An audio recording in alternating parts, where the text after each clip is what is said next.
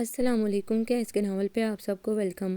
ایک خوبصورت ناول پیش کر رہے ہیں جس کا نام ہے اجالے میری محبت کے۔ ناول کے رائٹر ہیں زمر نعیم اجر۔ چلیے چلتے ہیں ناول کی جانب۔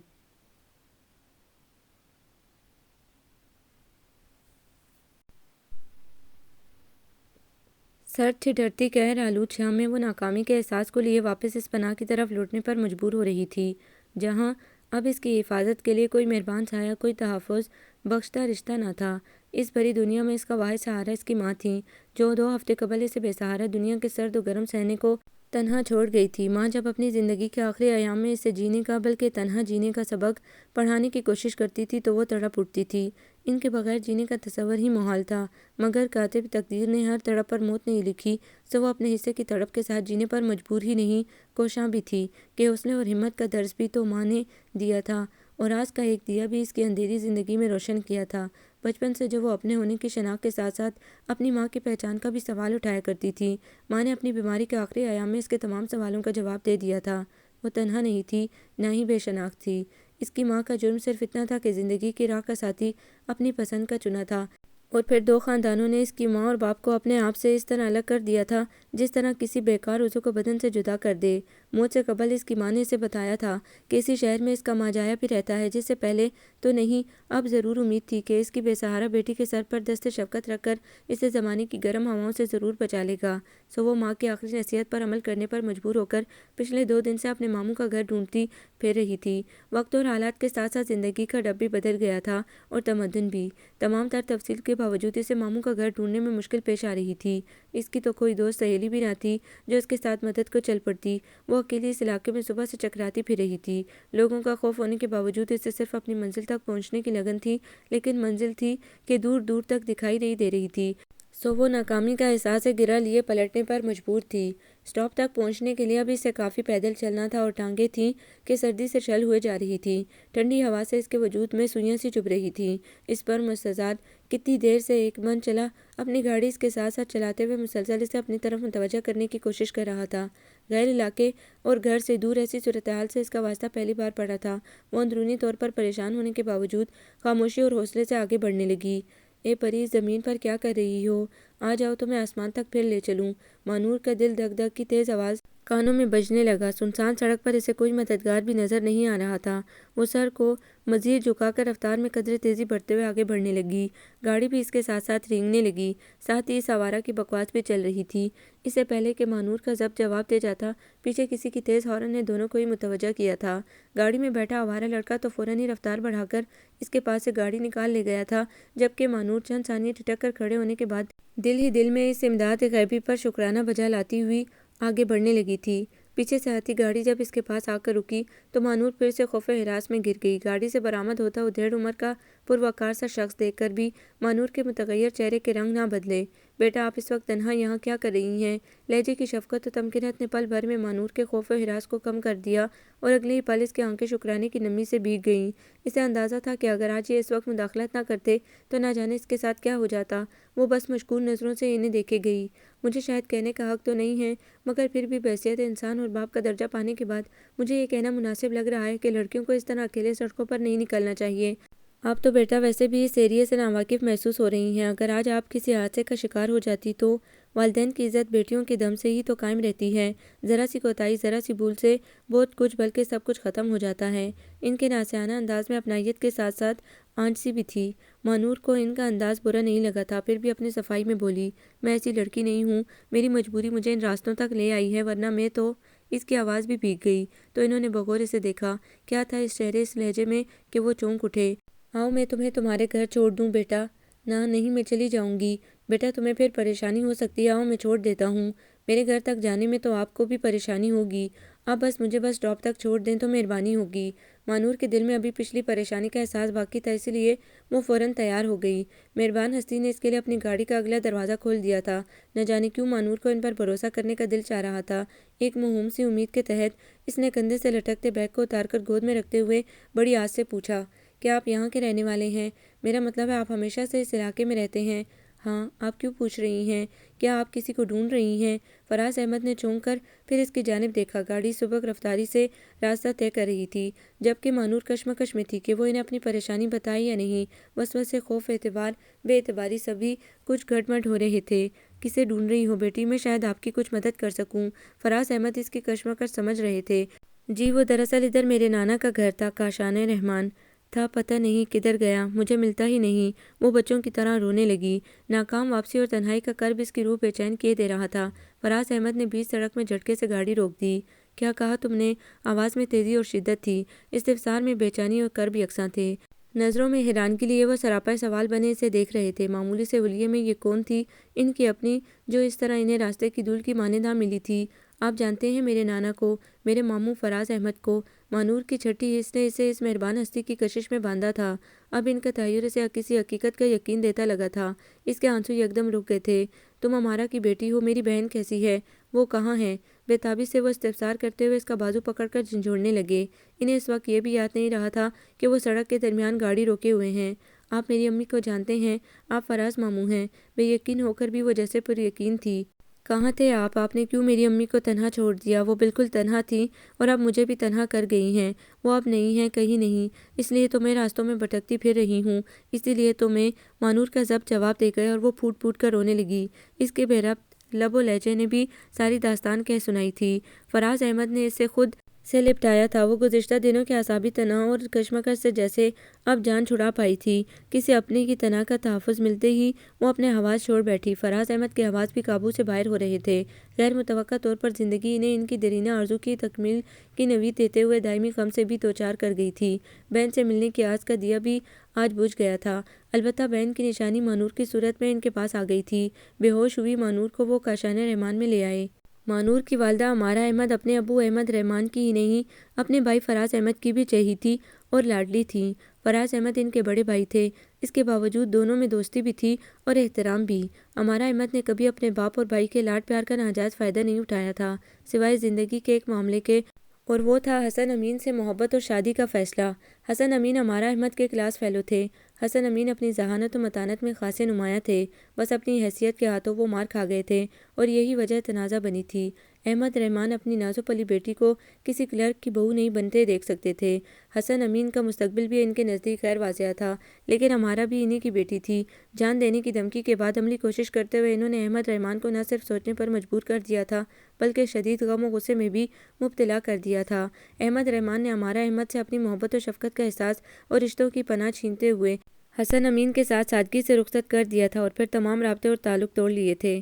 فراز احمد ان دنوں میں بیوی اور بیٹے کے ساتھ بیرون ملک سیٹل تھے، اس لیے سنگین فیصلوں کی فصیلوں میں کسی حکمت سے درار ڈالنے کی کوشش نہ کر سکے۔ جب وطن لوٹے تو نہ صرف وقت ہاتھوں سے نکل چکا تھا، بلکہ اپنوں کے درمیان دوریاں اور فاصلے بڑھا چکا تھا۔ امارا کو ڈھونڈنے کی کوشش بھی بیکار گئی تھی۔ وہ نہ جانے کس ہستی کس شہر میں گم ہو گئی تھی کہ پلٹ کر نہ خبر لی تھی اور نہ دی تھی۔ ان کے ابو اندر ہی اندر سلگتے تڑپتے اس دنیا سے رخصت ہو چکے تھے۔ زندگی نے انہیں بڑے دکھ دیے تھے۔ ان کے سارے اپنے رفتہ رفتہ ان سے دور ہو گئے تھے اور جن سے ملنے کی آس تھی وہ بھی آج ٹوٹ گئی تھی۔ وہ پچھلے 1 گھنٹے سے مانور کے سراہنے بیٹھے ماضی کی راکھ کریدنے کی کوشش کر رہے تھے۔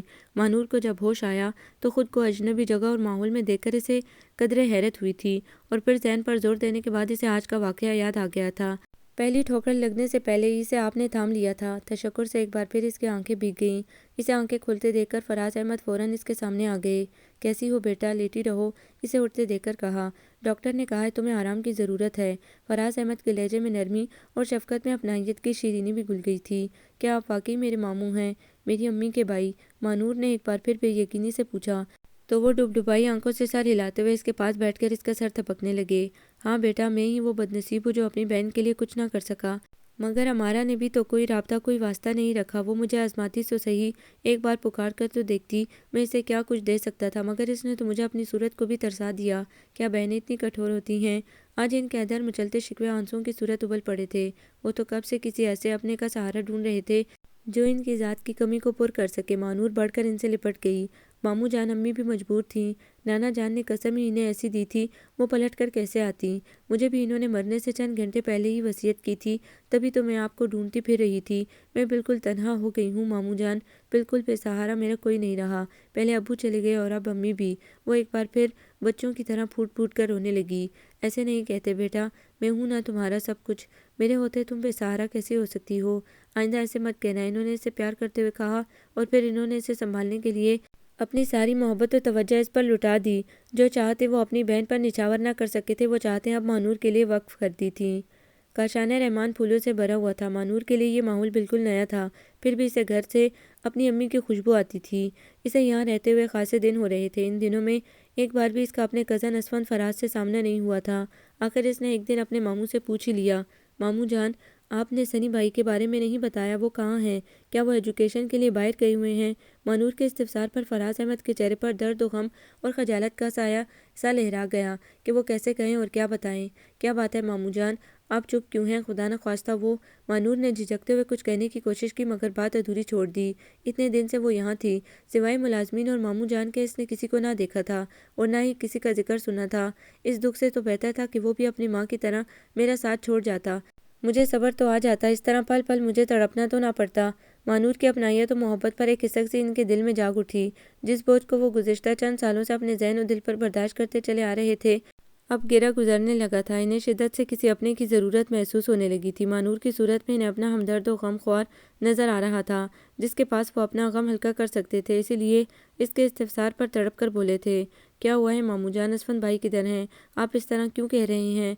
मानूर इन्हें दुखी देखकर तड़प उठी थी। अब मामू जान ही तो इसकी ढारस और पनाह थे। न जाने किधर ख्वार होता फिर रहा है वो लड़का, खुदा मालूम किस बात की सज़ा है ये। अपनी आवारगी में वो हर रिश्ता भुला चुका है। बेटी, मैं तो खुद तुम्हें बताना चाह रहा था, मगर हिम्मत नहीं हो रही थी। देखो, अब तुम्हें यहीं रहना है। मेरा बेटा अच्छा इंसान नहीं है, वो इंसानियत के सभी रिश्तों को भूल चुका है। इसलिए बच्ची, अब तुम्हें अपनी हिफाजत खुद करना है। वो धुआं धुआं चेहरे के साथ बोल रहे थे।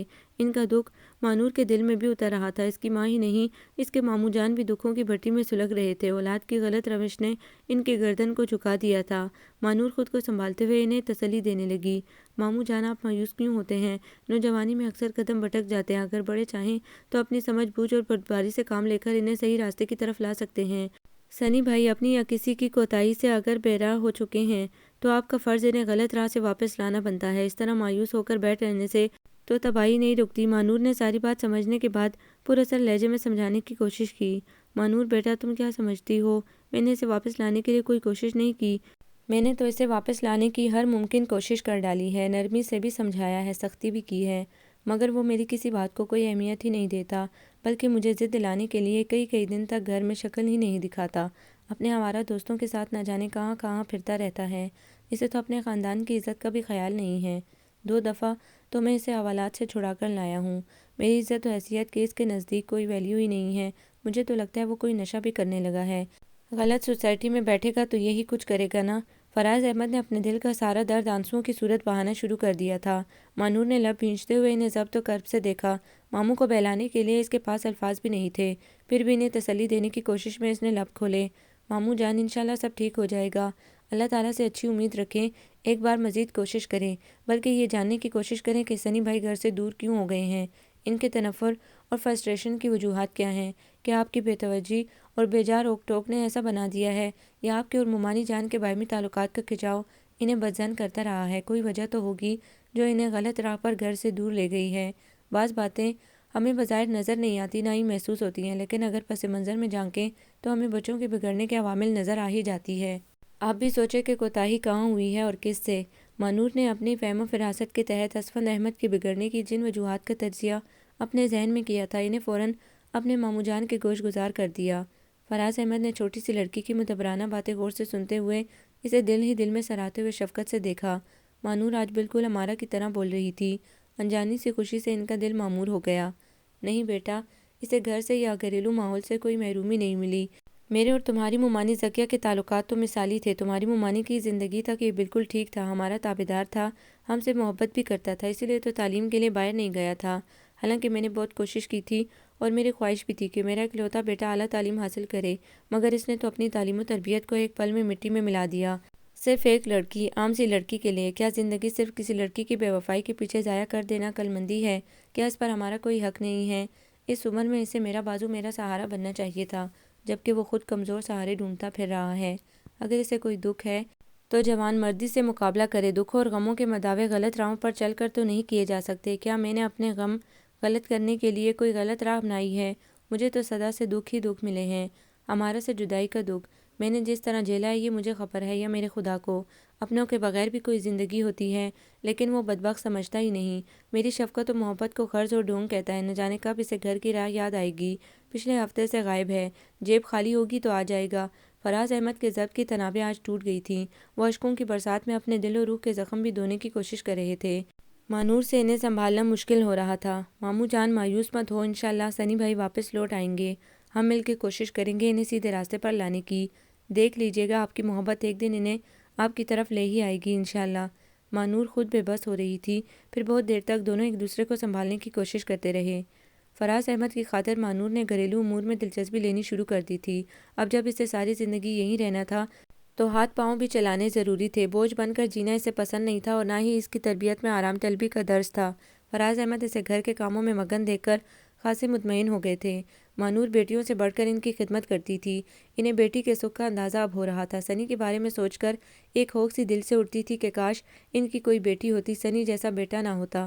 مانور کو یہاں رہتے ہوئے 2 ہفتے ہو رہے تھے اور اس عرصے میں بھی اسفند فراز واپس نہیں لوٹا تھا۔ مانور کو بھی جیسے اس کی آمد کا انتظار رہنے لگا تھا۔ وہ اپنے کزن کو دیکھنا چاہتی تھی، شاید اس کے بگڑنے کی حدود بھی جانچنا چاہتی تھی، مگر وہ تھا کہ گھر کا راستہ ہی بھول گیا تھا۔ اور پھر ایک دن رات کے وقت اچانک ہی سنی کی دھماکہ خیز آمد نے سارے گھر میں لرزہ پیدا کر دیا۔ ملازمین کی شامت آئی ہوئی تھی۔ مانور اپنے کمرے میں سونے جا چکی تھی۔ شور سے ہی اس کی آنکھ کھلی تھی۔ اپنے کمرے کے ادھ کھلے دروازے میں کھڑے ہو کر اس نے لاؤنج میں ملازمین کی آئی کم بختی دیکھی تھی۔ پچھلے دنوں میں مانور نے کاشان رحمان میں چند ایک تبدیلیاں کی تھیں۔ سنی کے بیڈ روم کی ڈیکوریشن بھی کچھ رد و بدل ہوئی تھی، جو کہ اس کی ضدی اور اکھڑ طبیعت پر گرا بار تھی۔ تبھی وہ ملازمین پر آگ بگولا ہو رہا تھا۔ کسی کی مجال نہیں تھی کہ سر اٹھا کر جواب دے۔ مانور بھی مصلحتاً خاموشی سے دروازے میں کھڑی سب سنتی رہی تھی۔ ایسے بپھرے ہوئے طوفان کو فی الحال قابو کرنا ناممکن نہیں تھا، البتہ دل ہی دل میں عزم پختہ کر لیا تھا کہ ماموں جان کی زندگی کا صبر و قرار لوٹنے والے کو ایک دن احساس ضرور دلا کر رہے گی۔ سو اس نے بھی ملازمین کے ذریعے اس کی ہر ضرورت کا خیال رکھنا شروع کر دیا تھا۔ ہر صبح چائے ناشتہ اس کے کمرے میں بھجواتی۔ دوپہر اور رات کے کھانے کو اوقات میں بھی کھانے کے لیے ایک بار ضرور بلوایا جاتا۔ اس کی آمد نہ ہوتی تو کھانا کمرے میں ہی بھجوا دیا جاتا۔ اس تبدیلی کی وجہ آخر ایک دن وہ اپنی پرانی ملازمت سے پوچھ ہی بیٹھا، کیا پاپا نے میرے لیے کوئی خاص ملازم رکھ لیا ہے جسے صرف میری ہی فکر رہتی ہے؟ ملازمہ اس کی بے خبری پر حیران ہونے کے بعد بولی، نہیں صاحب، وہ ملازمہ تو نہیں ہے، آپ کو خبر نہیں، وہ آپ کی پھپھو کی بیٹی ہے۔ یہی مستقل آ گئی ہے تو سارے گھر کا انتظام بھی وہی دیکھتی ہیں اور سب کا خیال بھی بڑا رکھتی ہے۔ بڑے صاحب تو جیسے پھر سے جینے لگے ہیں، ہم تو دعا مانگتے ہیں وہ بچی ساری عمر کو یہیں رہ جائے۔ اس کے باپ کا گھر ہے جو وہ یہاں رہے گی، نہ جانے کہاں سے پیدا ہو گئی ہے پھپھو اور اس کی بیٹی۔ جاؤ دفع ہو جاؤ، اپنا کام کرو، اور سنو اسے کہہ دینا اپنی حد میں رہے، ورنہ… اسمند کی داڑھ پورے گھر میں گونج اٹھی تھی۔ لاؤنج سے گزرتی مانور نے بھی اس کی پوری بات سن لی تھی۔ وقتی طور پر وہ سراسیمہ سی ہو گئی تھی۔ مانور کی نظر میں اس کے مشاغل تو پہلے ہی تھے، اس لیے وہ دانستہ اس سے سامنا کرنے سے کتراتی تھی۔ اکثر اسے دور سے دیکھا کرتی، کبھی تو نک سک سے تیار ہو کر گھر سے نکلا کرتا، کبھی بے ترتیب ہولیوں میں فون اس کی موجودگی میں مصروف ہی رہتا۔ ماموں جان کی غیر موجودگی میں اس کے آوارہ دوستوں کا جمگھٹا سا لگا رہتا، جو گھر میں ادھم مچائے رکھتے۔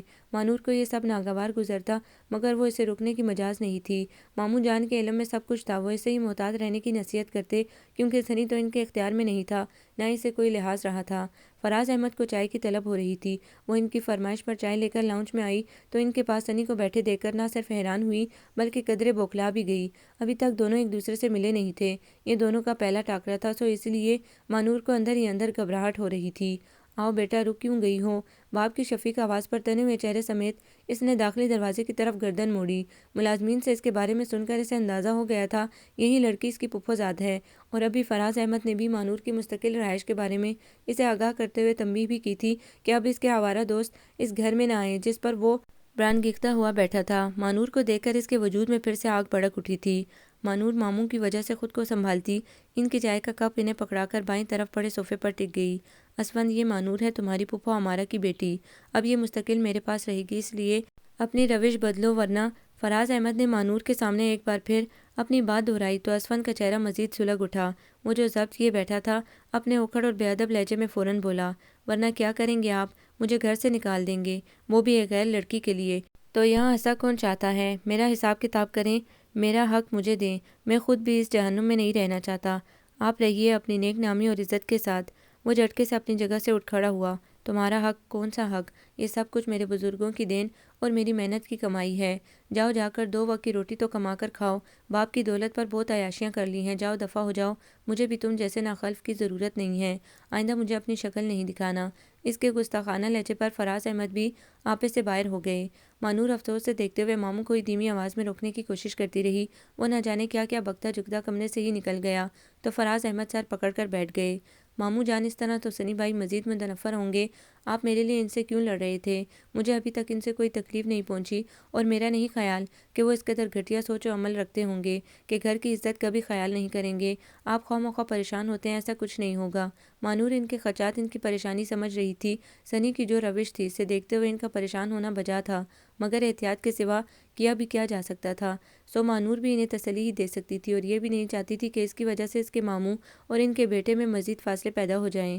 مانور فراز احمد کو ان کے کمرے میں چھوڑ کر سنی کے کمرے کی طرف آ گئی۔ دل میں 100 اندیشے بھی تھے، لیکن اس وقت سنی کو روکنا بھی ضروری تھا۔ دل میں بہت کچھ سوچتے ہوئے آخر اس کے کمرے کے دروازے پر دستک دے ہی دی۔ کون ہے؟ غضبناک آواز میں پوچھنے کے ساتھ دروازہ بھی جھٹکے سے کھلا تھا اور پھر سامنے مانور کو دیکھ کر اس کے چہرے کا زاویہ مزید بگڑ گیا۔ تم یہاں کیا کرنے آئی ہو؟ دفع ہو جاؤ پلیز سنی بھائی، میری بات سنیں آپ ماموں جان، خبردار، مجھ سے رشتے جوڑنے کی ضرورت نہیں ہے۔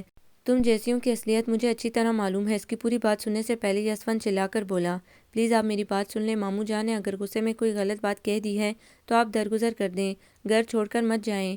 یہ گھر آپ کا ہی ہے، میں یہاں عارضی طور پر رہتی ہوں، جیسے ہی مجھے جاب ملے گی میں چلی جاؤں گی۔ میری وجہ سے آپ اور ماموں جان رنجشیں کیوں پیدا کر رہے ہیں؟ میں یہاں کسی کو تکلیف دینے نہیں آئی ہوں۔ آپ سکون سے اپنے گھر میں رہیے، گھروں کا سکون ہر ایک کا نصیب نہیں بنتا۔ آخر میں مانور کا لہجہ ابدیدہ ہو گیا اور وہ فوراً ہی رخ موڑ کر پلٹ گئی۔ وہ ایسے کٹور کے سامنے اپنے آنسوں کو چلکانا نہیں چاہتی تھی۔ خلاف توقع وہ بھی آرام سے اس کی باتیں برداشت کر گیا تھا۔ بالی کدھر مر گئے؟ سب کے سب مفت کی روٹیاں توڑنے کے لیے رکھا گیا ہے کیا؟ بالی ماسی؟ وہ اپنے کمرے کے دروازے میں کھڑا کب سے چلا رہا تھا۔ ماسی کو بخار تھا اور وہ اپنے کوارٹر میں آرام کر رہی تھی۔ ملازم لڑکا بالی بازار کام سے گیا ہوا تھا۔ مانور اس کا شور سن کر مجبوراً اپنے کمرے سے نکل کر اسے مطلع کرنے آ گئی۔ سنی بھائی اس قدر کیوں چلا رہے ہیں؟ گھر پر نہ بالی ہے اور نہ ماسی۔ تم سے کسی نے پوچھا ہے؟ جاؤ اپنا کام کرو۔ نہایت درستگی سے اسے جھڑک دیا۔ میں تو اپنا کام ہی کر رہی تھی، مگر آپ کا شور، میرا مطلب ہے کوئی کام ہے تو مجھے بتا دیں۔ اس کے تیور بھانپ کر مانور فوراً بات بدل گئی۔ وہ خاصے جارحانہ موڈ میں تھا۔ بکواس بند کرو اور دفع ہو جاؤ یہاں سے۔ تمہاری اداؤں کے تیر مجھ پر نہیں چلنے والے، جاؤ کسی اور کو پھانسو۔ اسفند فراز نہ جانے کس موڈ میں تھا، آنکھیں سرخ انگارہ ہو رہی تھی۔ اپنی توہین کے احساس کے باوجود مانور سہم سی گئی۔ اسفند آپ ہوش میں تو ہیں؟ آپ یقیناً ہوش میں نہیں ہیں، تبھی آپ نہیں دیکھ رہے کہ آپ کس سے کیا کہہ رہے ہیں۔ جائیے ہوش کی دوا لیجیے اور اتنا ضرور سوچیے گا کہ ہر لڑکی کا کردار ایک سا نہیں ہوتا۔ مانور نے اگلے لمحے سنبھلتے ہوئے سنجیدہ لب و لہجے میں اسے مخاطب کیا۔ مانور کی بات نے اسے بھی چند لمحوں کے لیے ساکت کر دیا تھا۔ ماسی تمہیں ابھی آرام کی ضرورت ہے، جاؤ آرام کرو، دوا کھا رہی ہو نا ٹائم پر؟ لرزتی کانپتی ماسی بمشکل اٹھ کر آئی تھی۔ اسفند کا بلاوا تھا، وہ کیسے نہ آتی، اپنی خیریت ضروری تھی۔ ماسی کو بیمار ہوئے تیسرا دن تھا۔ اسفند کے کئی کام رکے ہوئے تھے۔ ماسی اس کے کمرے میں وقت بے وقت آتی جاتی تھی۔ بالی پر اسے ویسے بھی بھروسہ نہیں تھا۔ اسفند کا خیال تھا بالی موقع دیکھ کر اس کے سگریٹ اور بیئر وغیرہ اٹھا لیتا ہے، اس نے اسی لیے بالی کی اپنے کمرے میں آمد و رفت ممنوع کر رکھی تھی۔ اب ماسی کی بیماری میں اسے مجبوراً بالی کو برداشت کرنا پڑا تھا۔ اسے میں نے بلایا ہے، یہ کام کرنے کے لیے رکھی گئی ہے، آرام کے لیے نہیں۔ جاؤ جا کر میرا روم صاف کرو اور سنو، میری کوئی چیز غائب نہ ہو ورنہ۔ سنی نے آ کر مداخلت کرتے ہوئے ماسی کو اپنے کمرے میں جانے کا اشارہ کیا۔ مانور نے گردن موڑ کر استجاب سے اس کی جانب دیکھا۔ وہ نک سک سے تیار کہیں جانے کے لیے کھڑا تھا۔ اتنے خوبصورت وجود میں ایسی بے حسی چھپی تھی۔ مانور کو افسوس ہونے لگا اور پھر وہ اظہار کیے بغیر بھی نہ رہ سکی۔ فی الحال یہ کام نہیں کر سکتی، یہ بیمار ہیں اور بیماری میں ہر انسان کو آرام کا حق ہے۔ کیا آپ نے اس بیمار کو اپنے کام کروانے کے لیے بلایا ہے؟ دیکھو تم ہمارے معاملات میں دخل اندازی مت کرو۔ ماسی تم سن نہیں رہی؟ اسفند نے سر میری سے کہتے ہوئے ماسی پر اپنا غصہ نکالا۔ مانور اپنی جگہ سے اٹھ کر مقابل آ گئی۔ مجھے آپ کے معاملات سے کوئی سروکار نہیں ہے، لیکن انسانیت بھی کوئی چیز ہوتی ہے۔ وہ عورت بیمار ہے، اسے آرام کی ضرورت ہے۔ آپ کا کام بالی کر سکتا ہے یا پھر ابھی جو کام والی مائی آئے گی میں اس سے آپ کا روم صاف کروا دیتی ہوں۔ مانور نے بہت کچھ کہنے کی چاہ کے باوجود تحمل سے کام لیا۔ شٹ اپ، مجھے انسانیت کے سبق پڑھانے کی ضرورت نہیں ہے اور نہ ہی اس گھر میں حکم چلانے کی۔ مجھے میرے گھر میں تمہاری مداخلت نہیں چاہیے، انڈرسٹینڈ؟ سنی نے تنفر سے پنکارتے ہوئے کہا۔ آپ کا گھر، آپ کو معلوم ہے گھر کیا ہوتا ہے؟ کیا اپنے گھر میں اس طرح چیخا چلایا جاتا ہے، اس طرح رہا جاتا ہے جیسے آپ رہتے ہیں؟ آپ کا چال چلن آپ کے ہی گھر کے تقدس کو پامال کر رہا ہے۔ آپ کو کچھ خبر ہے آپ کی وجہ سے ماموں جان کو کتنی پریشانی اٹھانی پڑتی ہے؟ شٹ اپ، وہ آپے سے باہر ہو گیا۔ مانور نے بھی تو اسے جذباتی ہو کر آئینہ دکھانے کی کوشش کی تھی۔ مجھے خاموش کروانے سے پہلے اپنا رویہ تو دیکھیے۔ آپ کا چیخنا چلانا، ملازمین پر غصہ نکالنا کیا آپ کو اس گھر کا مالک ظاہر کرتا ہے؟ خود کو اس کا اہل ثابت کرنے کے لیے پہلے shut up.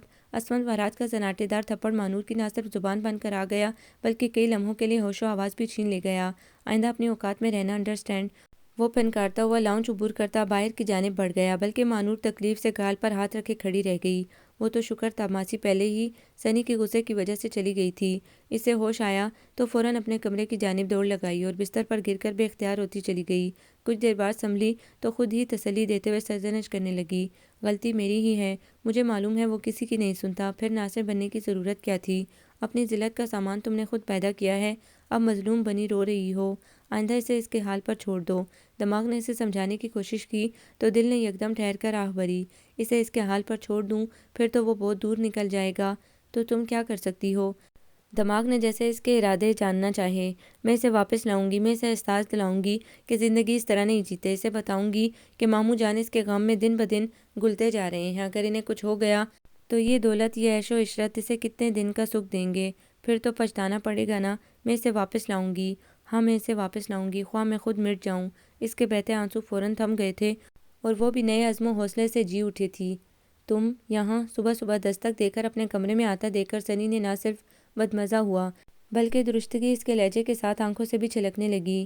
I am sorry, میں نہیں آنا چاہ رہی تھی لیکن ماسی کی طبیعت زیادہ خراب ہے تو کچھ دنوں کے لیے آپ مجھے ہی ماسی سمجھ لیں، ڈونٹ مائنڈ۔ مانور نے اس کے تاثرات دیکھے بنا بیڈ سائڈ پر اس کی چائے کا کپ رکھا، پھر مڑ کر پوچھنے لگی، ناشتے کے لیے بھی اگر آپ ڈائننگ روم میں آ جائیں تو مجھے آسانی رہے گی، میں ماموں جان کے لیے ناشتہ بنا رہی ہوں۔ تم یہاں سے فوراً چلی جاؤ، میں تمہاری صورت بھی نہیں دیکھنا چاہتا۔ مجھ پر مہربانی کرنے کی ضرورت نہیں ہے، میں خود لے لوں گا۔ سنی نے سگریٹ سلگاتے ہوئے غضبناک ہو کر کہا تو وہ بھی قدرے سہم گئی، لیکن اگلے ہی پل ہمت کر کے بولی، آپ مجھے فی الحال اپنی ملازمہ سمجھیے، میں کوشش کروں گی کہ آپ کو شکایت I said get out from my room, اور آئندہ یہاں آئیں تو تمہارا حشر بگاڑ دوں گا۔ سنی جھٹکے سے اٹھ بیٹھا تو مانور نے واپسی میں ہی عافیت جانی۔ اس کی سرخ انگارہ آنکھیں خوفزدہ ہو رہی تھیں۔ مانور کا کیا تھا کہ وہ کوئی نشہ بھی استعمال کرتا ہے؟ بیئر کے ٹن اور وسکی کی غیر ملکی بوتلیں تو کئی بار اس کے کمرے سے برآمد ہو چکی تھیں۔ دکھ و افسوس نے ایک بار پھر اس کا احاطہ کر لیا۔ ایک انسان مکمل تباہی کے منہ میں تھا، اس سے نہ خود کو بچانے کا ہوش تھا اور نہ ہی وہ کسی کو بچانے کے لیے پکار رہا تھا۔ سنی کچھ ہی دیر میں تیار ہو کر اپنے کمرے سے نکلا اور پھر سیدھا کچن کا رخ کیا۔ مانور کچن کی کھڑکی سے چھپ کر اس کے حرکات و سکنات نوٹ کرنے لگی۔ وہ غصے میں چیزیں اٹھا اٹھا کر پٹک رہا تھا، کبھی فریج سے کوئی چیز نکالتا پھر واپس رکھتا، کبھی برنرز پورے کھول کر جلاتا کبھی بند کر دیتا۔ شاید اس کی سمجھ میں نہیں آ رہا تھا کہ اپنے لیے کس طرح ناشتہ بنائے۔ اسی جھنجھلاہٹ کے عالم میں اس نے کیتلی میں پانی ڈالا، چولہے پر رکھنے کے بعد سلائس پر جیم اور مکھن لگا کر وہیں کھڑے ہو کر کھانا شروع کر دیا۔ بار بار مڑ کر دروازے کی طرف اور ادھر ادھر بھی دیکھ لیتا تھا۔ مانور اس کی عجلت پسندی پر زیر لب مسکرا دی تھی۔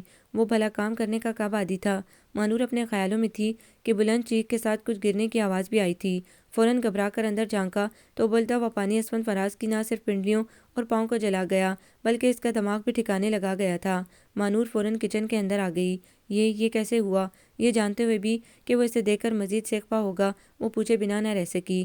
اندھی ہو نظر نہیں آ رہا؟ تکلیف کے باوجود وہ داڑا تو مانور سر ہلاتی فوراً فریج کی طرف بڑھی۔ کچھ سمجھ میں نہیں آیا تو ٹھنڈے پانی کا جگ نکال کر اس کی ٹانگوں پر الٹ دیا۔ سنی کی تکلیف اس سے بھی برداشت نہیں ہو رہی تھی۔ اسے وقتی طور پر جلن سے چھٹکارا ملا تھا مگر ذہن و دل کی جلن بدستور قائم تھی۔ آپ پلیز اپنے روم میں چلیے، میں ڈاکٹر کو فون کرتی ہوں، آئیے میں لے چلتی ہوں۔ مانور نے سہارے کے لیے ہاتھ دیا جسے وہ جھٹک کر اپنے کمرے میں بمشکل پہنچا۔ تکلیف کی شدت اس کے چہرے پر بھی نمودار ہو رہی تھی۔ جلن پھر سے ہونے لگی تھی۔ مانور کو اس کی تکلیف کا اندازہ تھا، اس لیے اس کے پیچھے لپکی۔ اسے اس حال میں چھوڑنا انسانیت نہیں تھی۔ وہ اس کی ہر تلخی کو سہنے کی ہمت پیدا کرتے ہوئے اس کی وارڈروب کی طرف بڑھی، پھر اسے سلیپنگ گاؤن نکال کر دیتے ہوئے ہمدردی سے بولی، آپ پلیز تھوڑی ہمت کر کے یہ پتلون اتار کر چینج کر لیں، میں ذرا ڈاکٹر کو فون کر کے فرسٹ ایڈ کے لیے کچھ لے کر آتی ہوں۔ سنی اس کی برائی آواز پر چونک کر اسے جاتا دیکھتا رہ گیا۔ تکلیف کے شدید احساس کے باوجود اسے مانور کے چہرے پر اپنے لیے پریشانی دیکھ کر حیرت ہوئی تھی۔ بہت مشکل سے اس نے بھیگے ہوئے کپڑے اتار کر گاؤن لپیٹا۔ مانور چند لمحوں میں ہی فرسٹ ایڈ باکس اٹھائے آ گئی۔ سنی اس بار کوشش کے باوجود اسے جانے کے لیے نہیں کہہ سکا۔ اس کی دائیں ٹانگ کا نچلا حصہ کافی متاثر ہوا تھا، آبلے ابھر آئے تھے۔ بائیں ٹانگ کے صرف پاؤں پر پانی پڑا تھا اور وہ بھی خاصا سرخ ہو رہا تھا۔ مانور نے اس کے چہرے پر نگاہ ڈالی۔ وہ ضبط کیا اپنے بیڈ پر تقریباً نیم دراز تھا۔ مانور نے بیڈ کے قریب دو زانوں بیٹھ کر لرزتے ہاتھوں سے آبلے والی ٹانگ کو پہلے صاف کیا اور پھر اس پر اینٹی سیپٹک کریم لگائی۔ ایسا کرتے ہوئے اس کا اپنا چہرہ دھواں دھواں ہو رہا تھا۔ کمال ضبط سے اس نے اپنی آنکھوں میں آئے آنسوؤں کو پیا۔ سنی اس کا ہر عمل دیکھ رہا تھا اور حیران تھا۔ کیا یہ آنسو میرے لیے تھے؟ مگر کیوں؟ اس کی آنکھوں میں میرے لیے نفرت کے بجائے اپنائیت کیوں ہے؟ یہ مجھے کیوں ڈسٹرب کرتی ہیں؟ کیوں مجھے بے بس کرنے کی کوشش کرتی ہیں؟ کیوں؟ آخر کیوں؟ وہ سوچوں میں گرا تھا۔ مانور کی آواز پر چونک اٹھا۔ لیجیے، میں نے کریم تو لگا دی ہے، یقیناً جلن کم ہو گئی ہوگی۔ ڈاکٹر صاحب بھی ابھی آتے ہی ہوں گے جو بہتر علاج کریں گے۔ اب تو آپ کو 4-5 روز تک مجبوراً مجھے برداشت کرنا پڑے گا، کیونکہ اس حادثے کے بعد تو یقیناً آپ کو بیڈ ریسٹ کی ضرورت ہے۔ آپ آرام کیجیے، میں ڈاکٹر کے آنے تک آپ کے لیے ناشتہ بنا لاتی ہوں۔ اوکے۔ مانور کو اس وقت اس سے کوئی خطرہ نہیں تھا، اس لیے روانی سے بولتی ہوئی قالین سے اٹھ کر فرسٹ ایڈ باکس اٹھا کر کمرے سے نکل گئی۔ ڈاکٹر نے آ کر اسے نئے سرے سے ٹریٹمنٹ دی اور بہت سی ہدایات بھی۔ مانور کے کہے کے مطابق اسے مکمل بیڈ ریسٹ کے لیے بھی کہا، جو کہ اس کے لیے ممکن تو نہیں تھی، مگر ناچار اسے عمل کرنا تھا۔ آج ہی اس کا دوستوں کے ساتھ شہر سے باہر جانے کا پروگرام تھا، جو کہ اس افتاد سے ملتوی ہو گیا۔ فراز احمد دوپہر کو آئے تو سنی کے جلنے کی خبر ملتے ہی بے چین ہو کر اس کے کمرے میں چلے آئے۔ سنی درد سے نبض آزما آنکھیں موندے لیٹا تھا۔ باپ کی مخصوص مہک پاتے ہی اس نے آنکھیں کھول دیں۔ وہ اس پر جھکے پاجانہ شفقت سے پوچھ رہے تھے، سنی میرے بچے، کیا ہوا؟ زیادہ تکلیف ہے تو ہاسپٹل چلے جانا تھا، کیوں گئے تھے کچن میں؟ مانور سے کہہ دیتے، بیٹی ہے وہ اس گھر کی۔ وہ ان کی محبت پر مزید تلخ نظروں سے انہیں دیکھنے لگا، پھر تلخی سے بول بھی اٹھا، آپ کی دعاؤں کا اثر رنگ لے آیا ہے، معذور ہو گیا ہوں، پڑا رہوں گا اب اس قید خانے میں جسے آپ لوگ گھر کہتے ہیں۔ اللہ نہ کرے کیسے باتیں کر رہے ہو جان، میں تمہیں بددعا دوں گا۔ میں تمہارا باپ ہوں سنی، دشمن نہیں ہوں۔ تمہیں اب میری محبت کی بھی پہچان نہیں رہی۔ فراز احمد بے بسی سے بول اٹھے، محبت مت نام لیا کرے اس بکاؤ چیز کا۔ میرے سامنے سب غرض اور فریب کے رشتے ہیں۔ آپ اس لیے یہ ڈھونگ رچاتے ہیں تاکہ میں آپ کا سہارا بنوں، ورنہ آپ کو میری کیا ضرورت ہے؟ اگر آپ کو اپنے بڑھاپے کا ادراک نہ ہو تو آپ مجھے ایک منٹ بھی برداشت نہ کریں۔ وہ تکلیف کی شدت کے باوجود چلا اٹھا۔ فراز احمد نے بے بسی سے اس کی جانب دیکھا۔ کھانے کی ٹرے اندر لاتی مانور دروازے میں ہی ٹھٹک کر کھڑی رہ گئی۔ فراز احمد کچھ کہنے کی چاہ کے باوجود پلٹ کر کمرے سے نکل گئے۔ مانور نے خاموشی سے اندر آتے ہوئے انہیں جانے کا راستہ دیا اور پھر اس کے بیڈ کے قریب پڑی میز پر ٹرے رکھ کر بولی، مجھے کہنے کا حق تو نہیں ہے، لیکن کسی کو تو بتانا پڑے گا نا کہ آپ کا اپنے والد کے ساتھ رویہ اچھا نہیں ہے۔ ماموں جان کی آپ سے محبت بے غرض ہے، آزما کر دیکھیے گا۔ شرمندگی محسوس ہو تو معافی مانگنے میں دیر بھی مت لگائیے گا، ورنہ ساری عمر پچھتاتے رہیں گے۔ مانور کہہ کر فوراً نکل گئی۔ وہ غصے سے کھول اٹھا تھا، بہت کچھ کہنا چاہتا تھا مگر مانور نے موقع ہی نہیں دیا۔ غصہ ٹھنڈا ہوا تو ایک عجیب سا احساس ہوا تھا۔ مانور کے سامنے اپنے باپ سے کیے گئے سلوک پر قدرے خجالت سی محسوس ہوئی تھی۔ یہ پہلا احساس تھا جس نے اسے گھیرا تھا کہ وہ کہیں نہ کہیں غلطی پر ضرور ہے، اسی لیے تو کل کی آئی یہ لڑکی بھی محسوس کر کے اسے جتانے کی جرات کر گئی تھی، ورنہ کون تھا جو اسے آئینہ دکھانے کی ہمت کرتا۔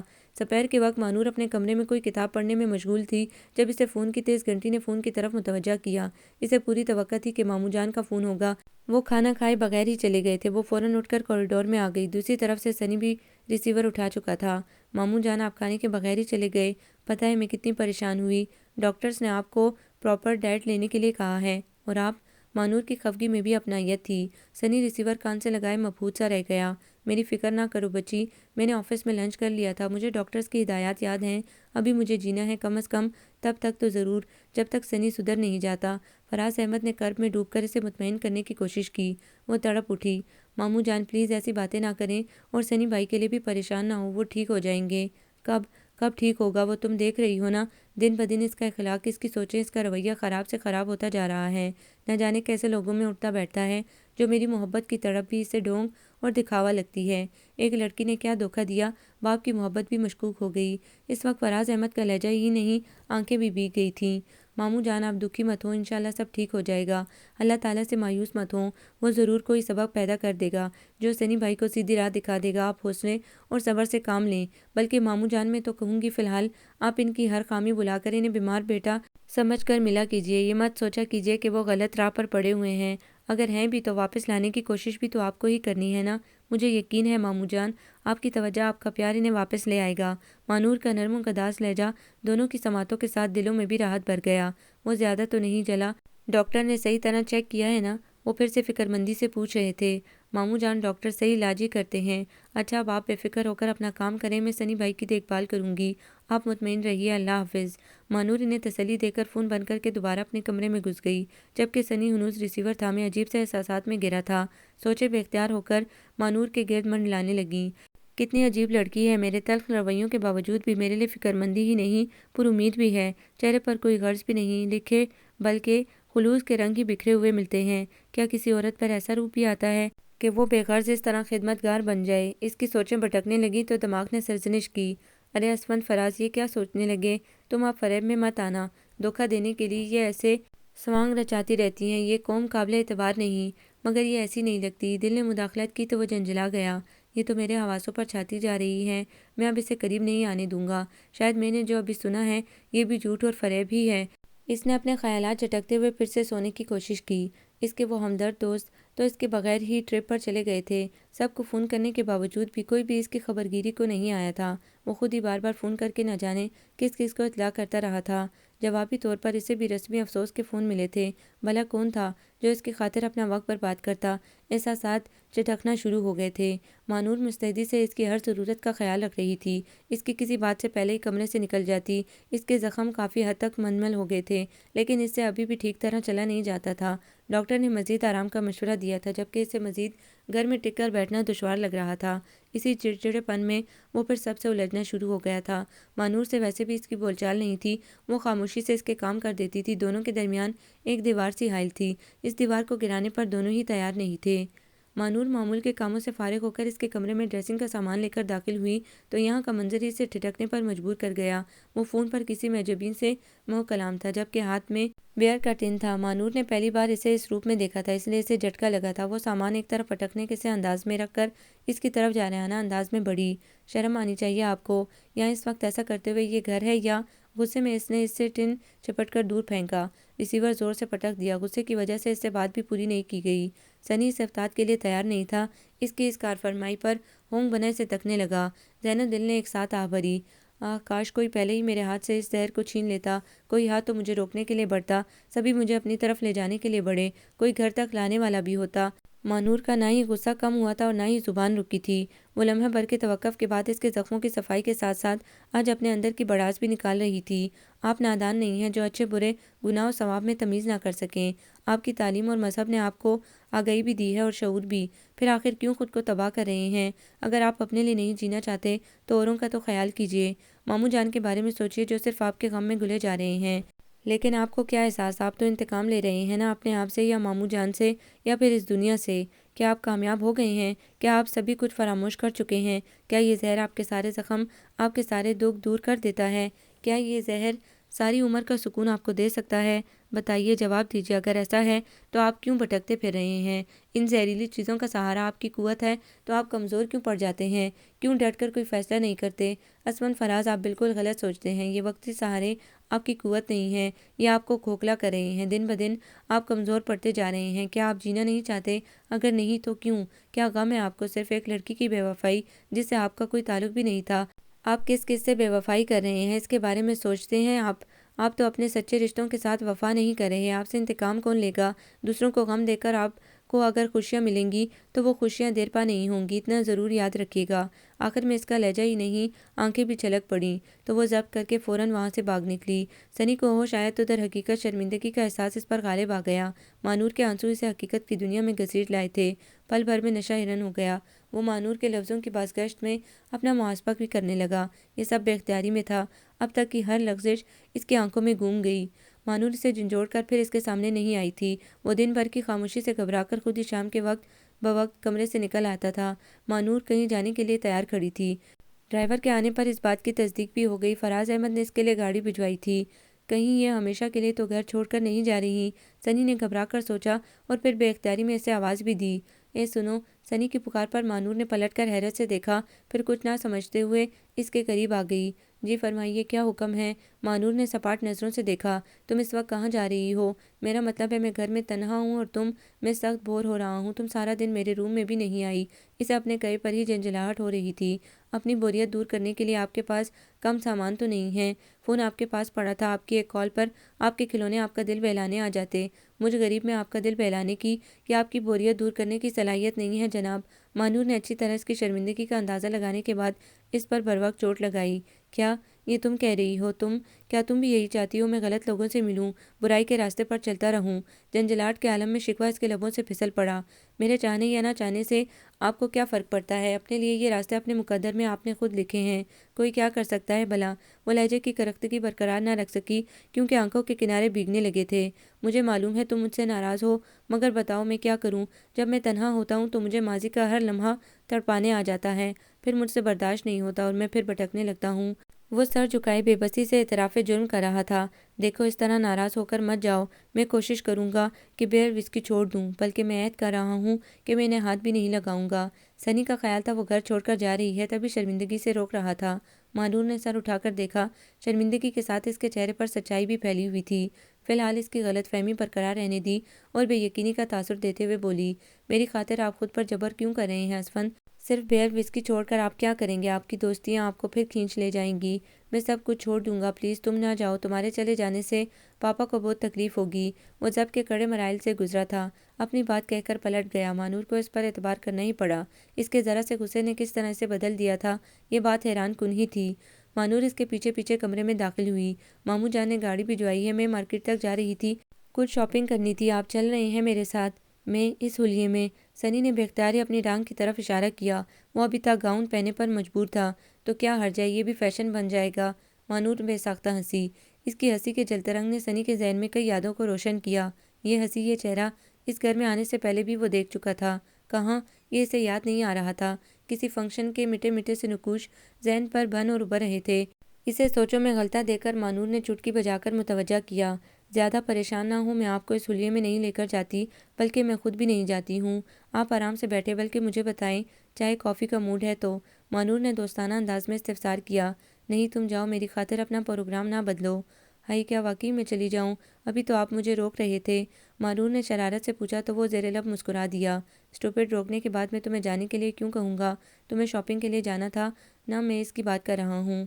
میں نے اپنا پروگرام ملتوی کر دیا ہے، ہم بیٹھ کر باتیں کرتے ہیں، اوکے؟ مانور کا رویہ یکدم ہی دوستانہ ہو گیا تھا۔ سنی نے اسے حیرت سے دیکھا۔ وہ اس کے بیڈ کے قریب ڈبل کشن رکھ کر بیٹھ چکی تھی، جبکہ سنی بھی اب اپنے بیڈ پر بیٹھ کر اس کی جانب متوجہ ہوا۔ مانور اسے اپنے بارے میں بتانے لگی، اپنی پھپھو کے حوالے سے تھوڑا بہت وہ پہلے ہی جانتا تھا، اب باقی باتیں مانور کی زبانی سے معلوم ہو رہی تھیں۔ حالات کی ستم ظریفی اور زمانے کے سرد و گرم کے باوجود مانور کی شخصیت میں کہیں جھول نظر نہیں آتا تھا۔ اسفند کو پھر سے احساس ضیاع اور شرمندگی نے گھیر لیا۔ اب میں آپ سے ایک بات پوچھوں؟ اپنی بات ختم کر کے مانور نے جھجکتے ہوئے سوال کیا۔ ہاں پوچھو، اسفند نے بلا سوچے سمجھے اسے پوچھنے کا حق دے دیا۔ وہ کون تھی جس کی وجہ سے آپ اس مقام تک آ گئے؟ سنی کو مانور سے اسی سوال کی توقع نہیں تھی، اس لیے گڑبڑا اٹھا۔ چھوڑو پلیز، فضول باتیں نہیں کرو۔ وہ چاہتے ہوئے بھی اسے ڈانٹ نہ سکا، حالانکہ اس موضوع کو چھیڑنے والا اس کے عتاب سے کبھی نہیں بچ سکا تھا۔ دوستوں سے اپنے دکھ کہہ دینے چاہیے، درد بھی کم ہو جاتا ہے اور دکھ بلانے میں آسانی بھی رہتی ہے۔ کیا کرو گی میرے دکھ جان کر؟ سنی کے لہجے میں ہلکی سی تلخی در آئی تھی۔ مانور اس کی کشمکش سمجھ رہی تھی۔ اس کا مطلب ہے آپ مجھے غیر سمجھتے ہیں، ہم میں کوئی رشتہ اور تعلق نہیں ہے، پھر میں یہاں کیا کر رہی ہوں؟ وہ ناراضگی کا مظاہرہ کرتی فوراً اٹھ کھڑی ہوئی۔ میں نے ایسا تو نہیں کہا، بیٹھو یہاں، اچھا پلیز بیٹھو نا۔ اسفند جیسے بے بس ہو کر بول اٹھا۔ اس لڑکی کے سامنے وہ کیوں بے بس ہو رہا تھا، یہ اس کی سمجھ میں بھی نہیں آ رہا تھا۔ خون کی کشش تھی یا اس کی شخصیت کا سحر؟ کچھ تو تھا جس نے اسفند فراز کے دل کی دنیا بدلنے میں زیادہ دیر نہیں لگائی تھی۔ وہ کھوئے کھوئے انداز میں اس سے وہ سب کہنے جا رہا تھا جسے آج تک وہ کسی کو نہ بتا سکا تھا اور جو اس کے دل کا گہرا زخم بن گیا تھا۔ مانور پوری طرح اس کی جانب متوجہ ہو گئی۔ وہ نائمہ فیاض تھی، دوسرے شہر سے مائگریٹ ہو کر ہمارے کالج میں آئی تھی، شوخ و چنچل، قدرے بے باک لیکن ذہین بھی تھی۔ میں اس وقت تھرڈ ایئر میں تھا۔ زندگی میں ایجوکیشن کے علاوہ بھی کچھ ہے، یہ مجھے تھرڈ ایئر میں ہی جا کر معلوم ہوا تھا، ورنہ اس سے پہلے میری زندگی میں سب سے اہم صرف میری ایجوکیشن تھی اور میں نے اس کا پروف ہمیشہ اپنے A1 گریڈ سے دیا تھا۔ لیکن کلاس میں نائمہ فیاض کے آ جانے سے زندگی اپنا رنگ ہی نہیں اپنا مقصد بھی بدلنے پر مجبور ہو گئی تھی۔ نائمہ فیاض کا التفات حاصل کرنے کے لیے کلاس کا ہر لڑکا پہلے سے زیادہ الرٹ اور ویل ڈریس ہو کر آتا تھا۔ شروع میں مجھے سب کی حرکتیں چیپ لگتی تھیں اور وہ کوئی ہماری کلاس میں پہلی لڑکی نہیں تھی۔ میں نے شروع سے ہی کو ایجوکیشن میں تعلیم حاصل کی تھی، سو لڑکیوں سے ہائی ہیلو بھی تھی اور ان سے مقابلہ بازی بھی رہتی تھی۔ خصوصاً مجھے لیٹ ڈاؤن کرنے کے لیے بہت سے کلاس فیلو دل میں حسرت رکھتے تھے، لیکن تب تک کسی کی حسرت پوری نہیں ہوئی تھی۔ نائمہ فیاض نے آ کر مجھے میری پوزیشن سے ہٹا دیا تھا۔ فرسٹ سیمسٹر میں میرا A1 گریڈ ایک گریڈ میں بدل گیا تھا۔ مجھے اپنی محنت پر بھروسہ تو تھا، چند نمبر سے گریڈ پوزیشن بدلنے کا دکھ بھی تھا، لیکن اسپورٹس مین اسپرٹ کا تقاضا یہی تھا کہ میں اپنی پوزیشن پھر سے اسٹرانگ کرنے کے لیے مزید محنت کروں۔ اپنے A1 گریڈ پر نائمہ فیاض کی آنکھوں میں عجیب سا فخر بلکہ شاید غرور کا رنگ نمایاں ہو گیا تھا۔ اس کی شخصیت پر وہ غرور سجدہ تھا۔ مجھے اس کی جیت سے کوئی پرخاش نہیں تھی، سو میں نے کھلے دل سے اسے مبارکباد دی تھی۔ تبھی ہمارے درمیان دوستی کا آغاز ہوا تھا۔ نائمہ مجھ سے اور میں اس سے اپنے اسائنمنٹ اور نوٹس ڈسکس کرتے کرتے نہ جانے کہاں پہنچ گئے۔ کلاس میٹ ہماری دوستی کو رشک و حسرت سے دیکھتے تھے، کیونکہ میں اور نائمہ ہر جگہ ساتھ ساتھ نظر آتے۔ ان دنوں میں مجھے اپنے مخلص دوستوں کی بھی پرواہ نہیں تھی، مجھے صرف نائمہ کی خوشی کا خیال رہتا تھا۔ اس کے ساتھ وقت گزارنا، اس سے دل کی باتیں کرنا اچھا لگتا تھا۔ نائمہ نے بھی اپنی فطری بے باکی کا مظاہرہ کرتے ہوئے اپنی پسندیدگی کا نہ صرف اظہار کیا تھا بلکہ اقرار محبت بھی کیا تھا۔ نہ جانے وہ محبت تھی یا فریب، جو بھی تھا دل فریب تھا۔ مجھے تو وقت گزرنے کے ساتھ ساتھ محسوس ہونے لگا تھا کہ میں نائمہ فیاض کے بغیر زندہ نہیں رہ سکوں گا۔ ہفتے کی ایک تعطیل بھی مجھے ایک صدی جتنی لمبی لگتی تھی۔ ظاہر ہے سارے چکر کا اثر میری تعلیم پر بھی پڑ رہا تھا۔ ہمارے افیئر کا کالج بھر میں چرچا تھا۔ میرے اساتذہ دبے دبے لفظوں میں مجھے تنبیہ کر چکے تھے، مگر مجھے صرف نائمہ فیاض کی قربت درکار تھی، جو نشہ بن کر مجھے دن بدن بے بس کرتی جا رہی تھی۔ بظاہر نائمہ کا حال بھی مجھ سے جدا نہیں تھا، لیکن وہ شاید میری طرح شدت پسند نہیں تھی، یا پھر اس کے لیے میری دوری زیادہ اہمیت نہیں رکھتی تھی۔ کالج میں گرمیوں کی تعطیلات ہونے والی تھی اور میں اس غم میں گھلا جا رہا تھا کہ نائمہ کے ساتھ اب زیادہ سے زیادہ وقت کیسے گزاروں گا۔ آخری دن میں بہت اداس تھا، لیکن نائمہ کے چہرے پر فریشنس اور چمک برقرار تھی۔ مجھے اس کی بے پرواہی آخر بولنے پر مجبور کر گئی تھی۔ نیمی، تمہیں مجھ سے جدائی کا کوئی غم نہیں ہے؟ تم تو اس طرح کھلکھلاتی پھر رہی ہو جیسے ہم 3 ماہ نہیں 3 گھنٹے کے لیے جدا ہو رہے ہیں۔ جانتی ہو تم آج ہی ہاسٹل سے گھر چلی جاؤ گی، پھر ہم مل نہیں سکیں گے۔ سوچو ذرا، پورے 3 ماہ یعنی 90 دن۔ اف، مجھے تو سوچ کر ہی کچھ ہو رہا ہے۔ جبکہ وہ میری حالت زار پر مزید شوق ہو گئی تھی۔ یہ 3 ماہ چٹکی بجاتے میں گزر جائیں گے، پتہ بھی نہیں چلے گا۔ پھر تو ہم ہوں گے، اور یہ کالج آخر جائیں گے کہاں؟ اس کی تسلی بھی دل جلانے والی تھی۔ اس نے مجھے بتایا تھا کہ ہم چھٹیوں میں مل نہیں سکیں گے۔ اس کے گھر والے کافی بیکورڈ ہیں، لڑکوں سے دوستی اور مراسم پسند نہیں کرتے، سو کوشش کرنی بھی بیکار ہوگی۔ مجھے اس کی بات پر نہ چاہتے ہوئے بھی یقین کرنا پڑا تھا۔ مجھے اس سے محبت تھی، اس لیے اس کی مجبوریوں سے سمجھوتا کرنا بھی میرا فرض تھا، سو میں نے اس کی خاطر اپنے دل پر پتھر رکھ لیا تھا۔ حالانکہ میرے لیے یہ مشکل نہیں تھا، میں اس کے شہر جا سکتا تھا، اس سے مل سکتا تھا، ملنے کو 100 بہانے بن سکتے تھے، مگر نائمہ چاہتی تو۔ جب نائمہ نہیں چاہتی تھی تو میں زبردستی نہیں کر سکتا تھا، صرف فون کالز کے تبادلے پر دل کو سمجھا لیا تھا، جو کہ مشکل تھا۔ پھر ایک روز چھٹیوں کے ہی دوران میں نے نائمہ کو اپنے ہی شہر کے ایک سینما ہال میں ایک لڑکے کے ساتھ دیکھا۔ نائمہ کو کسی اور کے ساتھ دیکھ کر مجھے جھٹکا تو لگنا ہی تھا، مگر پھر میں نے دل کو یہ کہہ کر سمجھا لیا تھا کہ ہو سکتا ہے وہ لڑکا اس کی فیملی سے تعلق رکھتا ہو، لیکن دل میں کھٹک تو پیدا ہو گئی تھی۔ انگلش مووی فیملی ممبرز کے ساتھ دیکھنے سے تعلق نہیں رکھتی تھی، خصوصاً لڑکیوں کے لیے، جبکہ نائمہ کی فیملی بقول اس کے سخت ہی نہیں بیکورڈ بھی تھی۔ وہی کچھ بے باک فطرت لے کر پیدا ہوئی تھی، جس کا مظاہرہ وہ اپنی فیملی کے سامنے نہیں کر سکتی تھی۔ نائمہ کی طرف سے کچھ وسوسے دل میں سر ابھار چکے تھے۔ میں مکمل شکار تب ہوا جب میں نے نائمہ کو اپنے ایک اسکول فیلو کے ساتھ جم خانے کلب میں دیکھا۔ کاشف میرا اسکول فیلو رہ چکا تھا، وہ میٹرک کے بعد ہی آرمی کالج میں چلا گیا تھا، کیونکہ اس کی ساری فیملی پاکستان آرمی سے منسلک تھی، تو اسے بھی اس طرف جانا پڑا۔ کاشف نے مجھے فون کر کے جم خانہ ملنے اور اپنی نئی گرل فرینڈ سے ملانے کے لیے بلایا تھا۔ کاشف آرمی ٹریننگ کی وجہ سے کافی بولڈ ہو چکا تھا، بلکہ زندگی کو انجوائے کرنے کے گر بھی دوستوں کو بتاتا رہتا تھا۔ محبت و چاہت اس کے نزدیک فضول جذبے تھے، وہ لڑکیوں سے دوستی کو ٹائم پاس کہتا تھا۔ نائمہ کو اس کے ساتھ بے تکلفانہ روپ میں دیکھ کر میرے دل کا خون ہو گیا تھا۔ کاشف اپنے موڈ میں تھا، اس سے میرے چہرے پر بکھرے ملال اور رنج کے رنگ نظر ہی نہ آئے، جبکہ نائمہ کی بے نیازی بھی عروج پر تھی۔ مجھے سامنے دیکھ کر ایک شناسا نظر بھی اس نے مجھ پر نہ پھینکی تھی۔ اس کی بے اعتنائی، اس کی بے وفائی نے مجھے توڑ کر میری ہی نظروں میں گرا دیا تھا۔ اس نے اپنے فعل پر نہ شرمندگی ظاہر کی تھی اور نہ ہی مجھ سے معذرت کی تھی۔ نائمہ کے اس روپ نے میرا اعتبار عورت ذات پر سے اٹھا دیا تھا۔ وہ عورت ہی تھی نا جس نے مجھے سہانے خواب دکھا کر حقیقت کی تلوار سے ذبح کر دیا تھا اور میں اس کا کچھ بگاڑ بھی نہ سکا تھا۔ مجھے لڑکیوں سے، خصوصاً خوبصورت لڑکیوں سے شدید نفرت ہو گئی تھی۔ تعلیم کی طرف سے بھی میری توجہ ہٹ گئی تھی۔ میں ہر وقت غصے اور نفرت سے بھرا رہتا تھا۔ نائمہ پھر میرے سامنے نہیں آئی تھی، ورنہ شاید میں اسے زندہ نہ چھوڑتا۔ تبھی میں نے کچھ ایسے دوستوں کی سنگت تلاش کر لی جن کی سوچیں میری سوچوں کے مطابق تھیں۔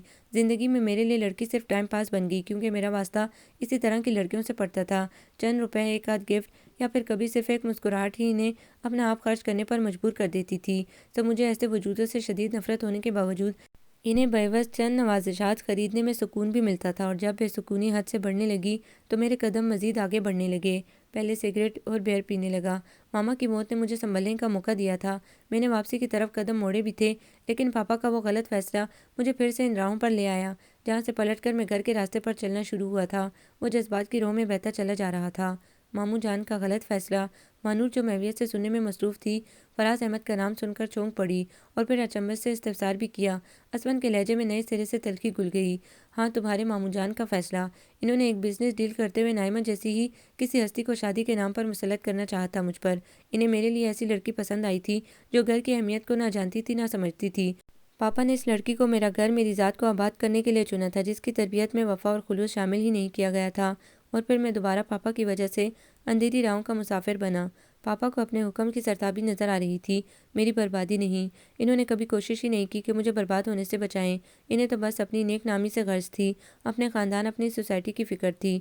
انہوں نے کبھی نہیں پوچھا کہ مجھے کیا دکھ ہے، ہمیشہ مجھ پر طنز کیا، مجھے ڈرایا دھمکایا۔ انہوں نے یہ ضرورت کبھی محسوس ہی نہیں کی کہ میں کیوں ان اندھیروں کی طرف بڑھ رہا ہوں، کیوں مجھے روشنی نظر نہیں آتی، کیوں کسی کی محبت کے اجالے میری راہوں میں نہیں بکھرتے۔ میری آنکھیں، میرا وجود اجالوں کے لیے ترس گیا ہے۔ مجھے معلوم ہے میرا کوئی نہیں ہے، آخر یہ اندھیرے ہی میری موت کا سبب بنیں گے۔ وہ وحشت کے عالم میں بھی اپنے دل کی چھپی خواہشیں عیاں کرتا چلا گیا۔ مانور اس کی زبان سے موت کا سن کر فوراً تڑپ اٹھی۔ اللہ نہ کرے اسفند، میں جو ہوں آپ کی راہوں میں اجالے بکھیرنے کے لیے۔ اس کے جذبے بے ساختہ ہی لفظوں میں ڈل گئے تھے۔ سنی پھٹی پھٹی آنکھوں سے تکنے لگا۔ اپنی سماعت پر اسے یقین نہیں آ رہا تھا۔ اس نے جو سنا ہے وہ سچ ہے، وہی سچ جسے سننے کی طلب اس کے اندر شدت سے موجود تھی۔ مانور، یہ کیا کہہ رہی ہو؟ مانور کے چہرے پر اس کے جذبوں کے رنگ نمایاں تھے۔ اسفند کو پھر بھی بے یقینی تھی۔ میں سچ کہہ رہی ہوں، میرا اعتبار کریں۔ ماموں جان نے شاید غلط انداز میں آپ کی بھلائی چاہنے کی کوشش کی تھی، لیکن ان کا مقصد آپ کے لیے کبھی برائی نہیں ہو سکتا۔ انہیں میں نے آپ کے لیے تڑپتے بلکتے دیکھا ہے۔ ماموں جان کی تڑپ نے ہی مجھے آپ کی طرف راغب کیا تھا۔ مجھے خود پر اعتبار تھا کہ میرے سچے جذبے آپ کو میرے ہمراہ آنے پر مجبور کر سکتے ہیں۔ اب آپ کو ان اندھیروں سے واپس آنا ہوگا میری خاطر۔ میری محبت کے اجالے آپ کو راستہ دکھائیں گے۔ میری محبت آپ کی رہنما بنے گی۔ آپ اس طرح اپنی بلکہ ہم سب کی زندگی برباد نہیں کر سکتے۔ ہمیں آپ کی ضرورت ہے سنی۔ مانور یکدم ہی رونے لگی۔ اپنے جذبوں کی صداقت سے وہ پگھلنے لگی تھی۔ جو درد سنی کے دل میں مچل رہے تھے، اس کی ٹیسیں وہ سہ نہیں سکی تھی۔ سنی کی مایوسانہ خواہش نے ہی اسے بے اختیار اپنی محبت کا اعتراف کرنے کی طاقت بخشی تھی۔ سنی مسلسل یقین و بے یقینی کے درمیان معلق تھا۔ کیا یہ لڑکی میری ہمدرد، میری غمگسار، میری رازداں، میری مسیحا بن سکتی ہے؟ اس کے اندر سوال اٹھ رہے تھے اور جواب مانور کے سچ سے نکلے چہرے پر واضح تھا۔ وہ اپنے بہتے آنسو صاف کرتے ہوئے اس کی طرف اپنا ہاتھ بڑھا رہی تھی۔ آپ پورے اعتماد سے میرا ہاتھ تھام سکتے ہیں۔ یہ ہاتھ نہ آپ کو دھوکہ دے گا، نہ بیچ راہ میں چھوڑے گا، بلکہ آپ کو منزل تک لے کر جائے گا۔ اگر اعتبار ہے تو تھام لیجیے، اس یقین کے ساتھ کہ دنیا میں وفا زیادہ ہے اور فریب کم، اندھیرے کم ہے اور روشنی زیادہ۔ نور کی ایک کرن سارے عالم کو منور کر سکتی تو کیا ایک لڑکی بے وفائی کا داغ میری محبت نہیں بٹا سکتی؟ مانور نے خلوص و چاہ سے اپنا ہاتھ اس کی طرف بڑھا رکھا تھا۔ سنی کشمکش میں تھا۔ گم و گم میں مانور کے خلوص پر اسے اعتبار آ گیا تھا۔ وہ خود بھی اندھیری راہوں سے پلٹنے کے لیے تیار تھا، اس لیے اس نے مانور کے بڑے ہوئے ہاتھ کو تھام لیا۔ محبت نے اسے پھر سے اسیر کیا تھا۔ اب تو اسے پورا یقین تھا کہ یہی محبت کی اصل صورت ہے۔ اس سے پہلے جو کچھ تھا وہ محض اس کی نظر کا دھوکہ، اس کے جذبات کا غیر فطری بہاؤ تھا، لمحاتی کشش تھی جس نے اسے اس کے مدار سے کھینچ کر پستی میں لا پھینکا تھا۔ اگلی صبح مانور اپنے وجود اور ذات کے اجالوں سمیت اس کے کمرے میں موجود تھی۔ لگتا تھا وہ نماز سے فارغ ہو کر سیدھی اس کے کمرے میں چلی آئی ہے۔ آئل جنوری کی خنکی کسی وجہ سے اس کی ناک بھی سرخ ہو کر اسے مزید دلکش بنا رہی تھی۔ سنی کو پہلے ہی رات بھر ٹھیک طرح نیند نہیں آئی تھی۔ اب اس کی آواز پر جاگنے کے بعد وہ کسی خواب کے اثر میں تھا۔ مانور اسے اٹھنے کا کہہ کر اس کے وارڈروب میں گھسی کھڑی تھی۔ پلٹ کر آئی تو اسے ایک ہاتھ میں شلوار قمیض تھی اور دوسرے ہاتھ میں اسفند کی کشمیری شال۔ آپ پلیز یہ چینج کر کے باہر آئیں، میں آپ کا انتظار کر رہی ہوں۔ کہاں جانا ہے اتنی صبح صبح؟ وہ متحیر ہوا۔ آپ چینج کر کے آئیں پھر بتاتی ہوں، کم آن ہری اپ۔ مانور نے جیسے اسے بچوں کی طرح ٹریٹ کیا۔ وہ کچھ نہ سمجھتے ہوئے بھی اٹھ کر اس کے थमाए हैंग लेकर बाथरूम में घुस गया। तैयार होकर बाहर निकला तो मानूर दरवाजे में खड़ी इसका इंतजार कर रही थी। सुबह का नूर आहिस्ता आहिस्ता फैल रहा था, अलबत्ता धुंध ने सूरज की राहें मस्दूद कर रखी थी। सनी बार बार पूछ रहा था, मानूर क्या बात है, कहाँ जा रहे हैं हम? इसके साथ पोर्च में आने के बाद वो फिर से पूछने लगा तो मानूर ने उंगली से खामोशी का इशारा दिया। फिर ड्राइवर से गाड़ी की चाबी लेकर सनी को फ्रंट सीट पर बैठाकर खुद गाड़ी ड्राइव करती हुई करीबी कब्रिस्तान में आ गई। शहर खामोशा पर फसूसा छाया हुआ था। सनी मुतजब भी था कि वो इसे यहाँ क्यों लेकर आई है। इसके महसूसात अजीब होने लगे। यहाँ तो इसकी माँ, इसकी मामा का मदफन था। यहाँ तो वो अजीज़ हस्ती थी जिसे इसकी ज़ात ने बहुत दुख दिए थे। वो किसी मामूल की तरह मानूर के पीछे पीछे था। मानूर ने कब्र पर डालने के लिए फूल लिए और फिर इसे लेकर इसकी माँ की कब्र पर आ गई थी। सनी, मैं आपको यहाँ इसलिए लेकर आई हूँ ताकि आज आप यहाँ मुमानी जान की लहद पर सच्चे दिल से अहद करें कि अब आप हर बुरी आदत छोड़ देंगे और आइंदा मामू जान को कोई तकलीफ़, कोई दुख नहीं देंगे। प्लीज़ असफंद अहद करें ताकि मुमानी जान की रूह को भी सुकून मिले। उन्हें अब तक आपकी तरफ से बेचैनी होगी। फातिहा के लिए हाथ उठाने से पहले मानूर ने इससे तजदीद अहद मांगा था और किस मकाम पर वो कड़े इम्तिहान से गुजर रहा था। मानूर ने निगाह उठाकर इसका ज़ब्त से सुर्ख चेहरा देखा। आखिर असफंद के हाथ से ज़ब्त का दामन छूट ही गया। वो बेख्तियार होकर दो जानों झुका और फिर अपनी माँ की कब्र से लिपट कर फूट फूट कर रोने लगा। इस वक्त इसे अपनी जिस्मानी तकलीफ़ की परवाह नहीं थी, इसे तो अपनी रूहानी तकलीफ़ें चीखने पर मजबूर कर रही थी। वो बेख्तियार होकर अपनी कोताहियों की माफ़ी मांग रहा था। इसे अपने खसारों का शिद्दत से एहसास हो रहा था। मानूर भी फातिहा ख्वानी के बाद असफंद के लिए सब्र भलाई की दुआ मांग रही थी। इसकी साबित कदमी की दुआएं बार बार लबों पर आ ठहरती थीं। अब तो वो इसके साथ सब कुछ वाबस्ता कर चुकी थी। यही इसका मरकज़ था और यही इसकी मंजिल। काफ़ी देर के बाद मानूर ने इसके कंधे पर हाथ रखकर मुतवज्जा करते हुए हौसला भी दिया। असफंद को अपने सामने खड़ी बेज़ाहिर नाजुक सी लड़की बहुत मजबूत और कवी लगी, जिसने जैसे शिकस्ता वजूद की तामीर का ज़िम्मा अपने कंधों पर न सिर्फ उठा लिया था बल्कि इसकी मजबूती का सहारा भी पैदा कर रही थी। असफंद के दिलो निगाह इसकी मोहब्बत और हकीकत से यकदम मामूर हो गए। फिर वो इसके पीछे पीछे दोबारा गाड़ी में आ बैठा। मानूर कुछ देर के लिए बिल्कुल खामोश होकर बैठी रही। वो खुद को भी संभलने का मौका दे रही थी और असफंद को भी। असफंद ने खुद को संभालते हुए से खामोश देखकर मुखातिब किया, मानूर ड्राइव करो या फिर मैं करूं? नहीं, मैं ड्राइव करती हूँ। वही एकदम चौंक कर गाड़ी स्टार्ट करने लगी।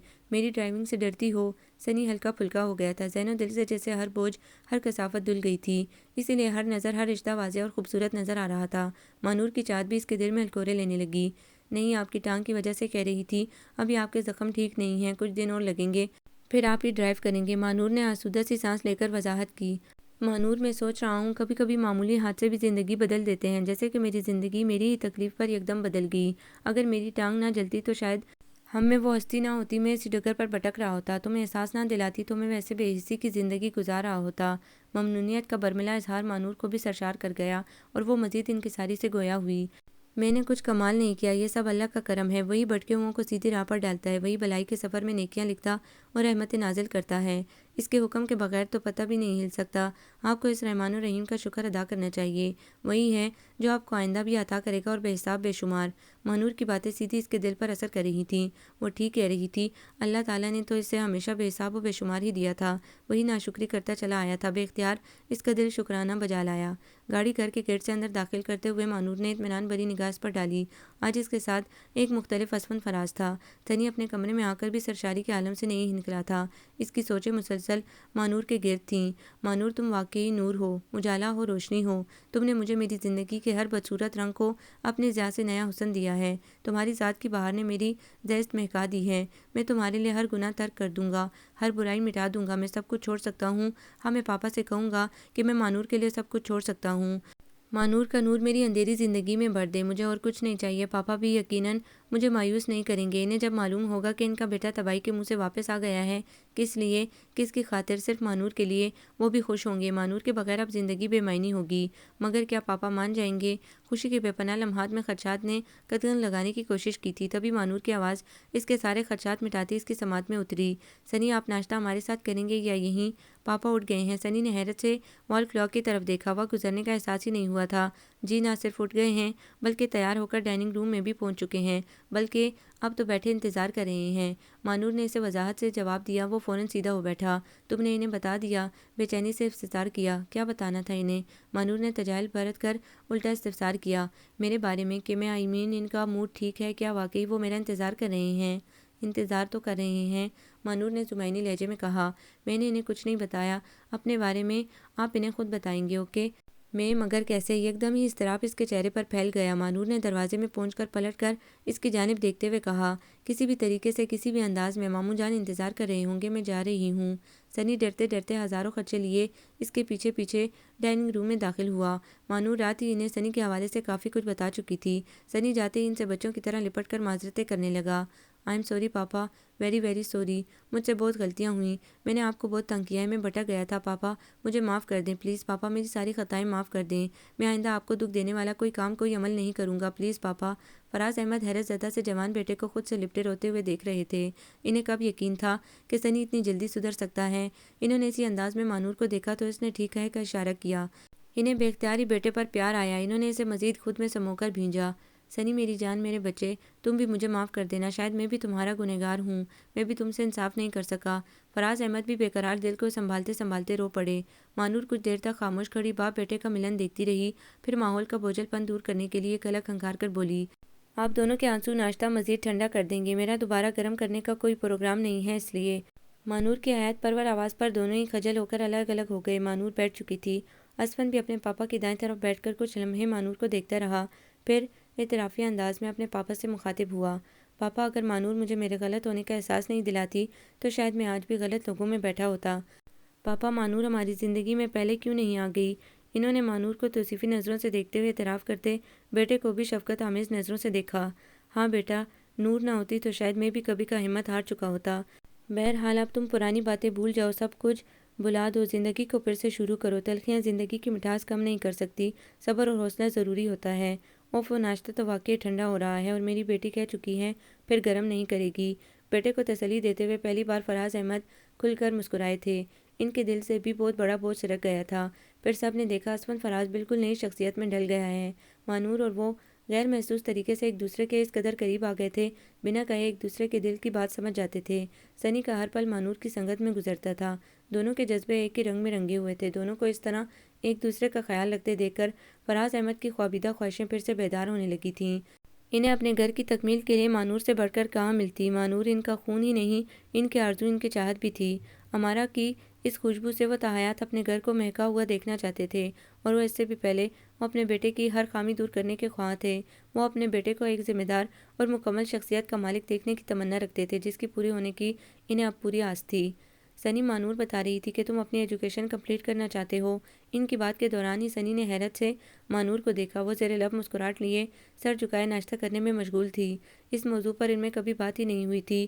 فراز احمد بھی کچھ لمحے رک کر اپنی بات پوری کرنے لگے۔ ہاں، میرا بھی یہی خیال ہے کہ تم میرے ساتھ بزنس میں آنے سے پہلے کچھ عرصہ ملک سے باہر رہ آؤ، بلکہ ہو سکے تو اپنی ایجوکیشن کمپلیٹ کر کے باہر چلے جاؤ۔ میں باہر؟ مگر پاپا، میں اب آپ کو تنہا چھوڑ کر کہیں نہیں رہ سکتا۔ سنی کے لہجے میں حقیقی محبت تھی، وہ محبت جو برسوں پہلے اس کے لہجے سے غائب ہو گئی تھی۔ سنی مسلسل اسے مدد طلب نظروں سے دیکھ رہا تھا۔ یہ ٹھیک ہی کہہ رہے ہیں ماموں جان، پردیس میں تو یہ پھر پرانی روش پر چل نکلیں گے۔ انہیں ابھی آپ کی رہنمائی اور آپ کے سائے شفقت کی ضرورت ہے۔ تعلیم تو یہاں بھی پوری ہو سکتی ہے نا؟ مانور نے منوانے والے انداز میں کہا تو فراز احمد مسکرا دیے۔ ٹھیک ہے، تم دونوں اگر یہی مناسب سمجھتے ہو تو مجھے کیا اعتراض ہے۔ پھر بھی سنی، ایک بار اچھی طرح سوچ لو، بلکہ مانور سے بھی مشورہ کر لو، اس بارے میں اس کی کیا رائے ہے۔ باپ کے زمائنی انداز پر سنی لمحہ بھر کو گڑبڑایا، پھر انہیں نارمل دے کر سنبھل گیا۔ وہ ناشتہ سے فارغ ہو کر آفس کے لیے اٹھ کھڑے ہوئے تھے۔ فراز احمد کے جاتے ہی سنی مانور کی طرف بڑھا۔ ہاں تو محترمہ، آپ نے پاپا سے یہ فرمایا ہے کہ میں اپنی ایجوکیشن کمپلیٹ کرنا چاہتا ہوں۔ مجھے یاد دلائیں گی یہ گفتگو ہم میں کب ہوئی تھی؟ مصنوعی رعب جھاڑتے ہوئے اس نے مانور کا گھیراؤ کیا۔ میں نے تو آپ کے بھلے کے لیے، بلکہ ماموں جان پر آپ کے اچھے امپریشن کے لیے ایسا کہا تھا۔ اب مجھے کیا خبر تھی کہ آپ کے ارادے تعلیم مکمل کرنے کے لیے ہیں نہیں۔ وہ اپنی جگہ سے اٹھنے لگی تو سنی نے اسے دوبارہ ہاتھ پکڑ کر بٹھایا، پھر خود بھی کرسی ترچھی کر کے بیٹھ گیا۔ پھر ٹھیک ہے، بتاؤ مجھے کہاں جانا چاہیے ایجوکیشن کمپلیٹ کرنے؟ اسفند کی دلچسپی دیکھتے ہوئے مانور چل کر بولی، جہاں دل چاہے۔ دنیا تو امریکہ کی دلدادہ ہے، آپ کے لیے بھی مناسب رہے گا امریکہ۔ سنی اس کے انداز پر خاصا محظوظ ہوا۔ اچھا، تمہاری خواہش ہے تو میں امریکہ ہی چلا جاتا ہوں، کوئی ضرورت نہیں ہے کہیں جانے کی۔ پہلے کم تنگ کیا ہے آپ نے ہمیں۔ مانور فوراً چمک کر بولی تو وہ اسے مزید تنگ کرنے لگا۔ لیکن سوچو نا مانور، پاپا کی برسوں پرانی خواہش ہے، یہ مجھے ان کی خواہش کا احترام کرنا چاہیے نا۔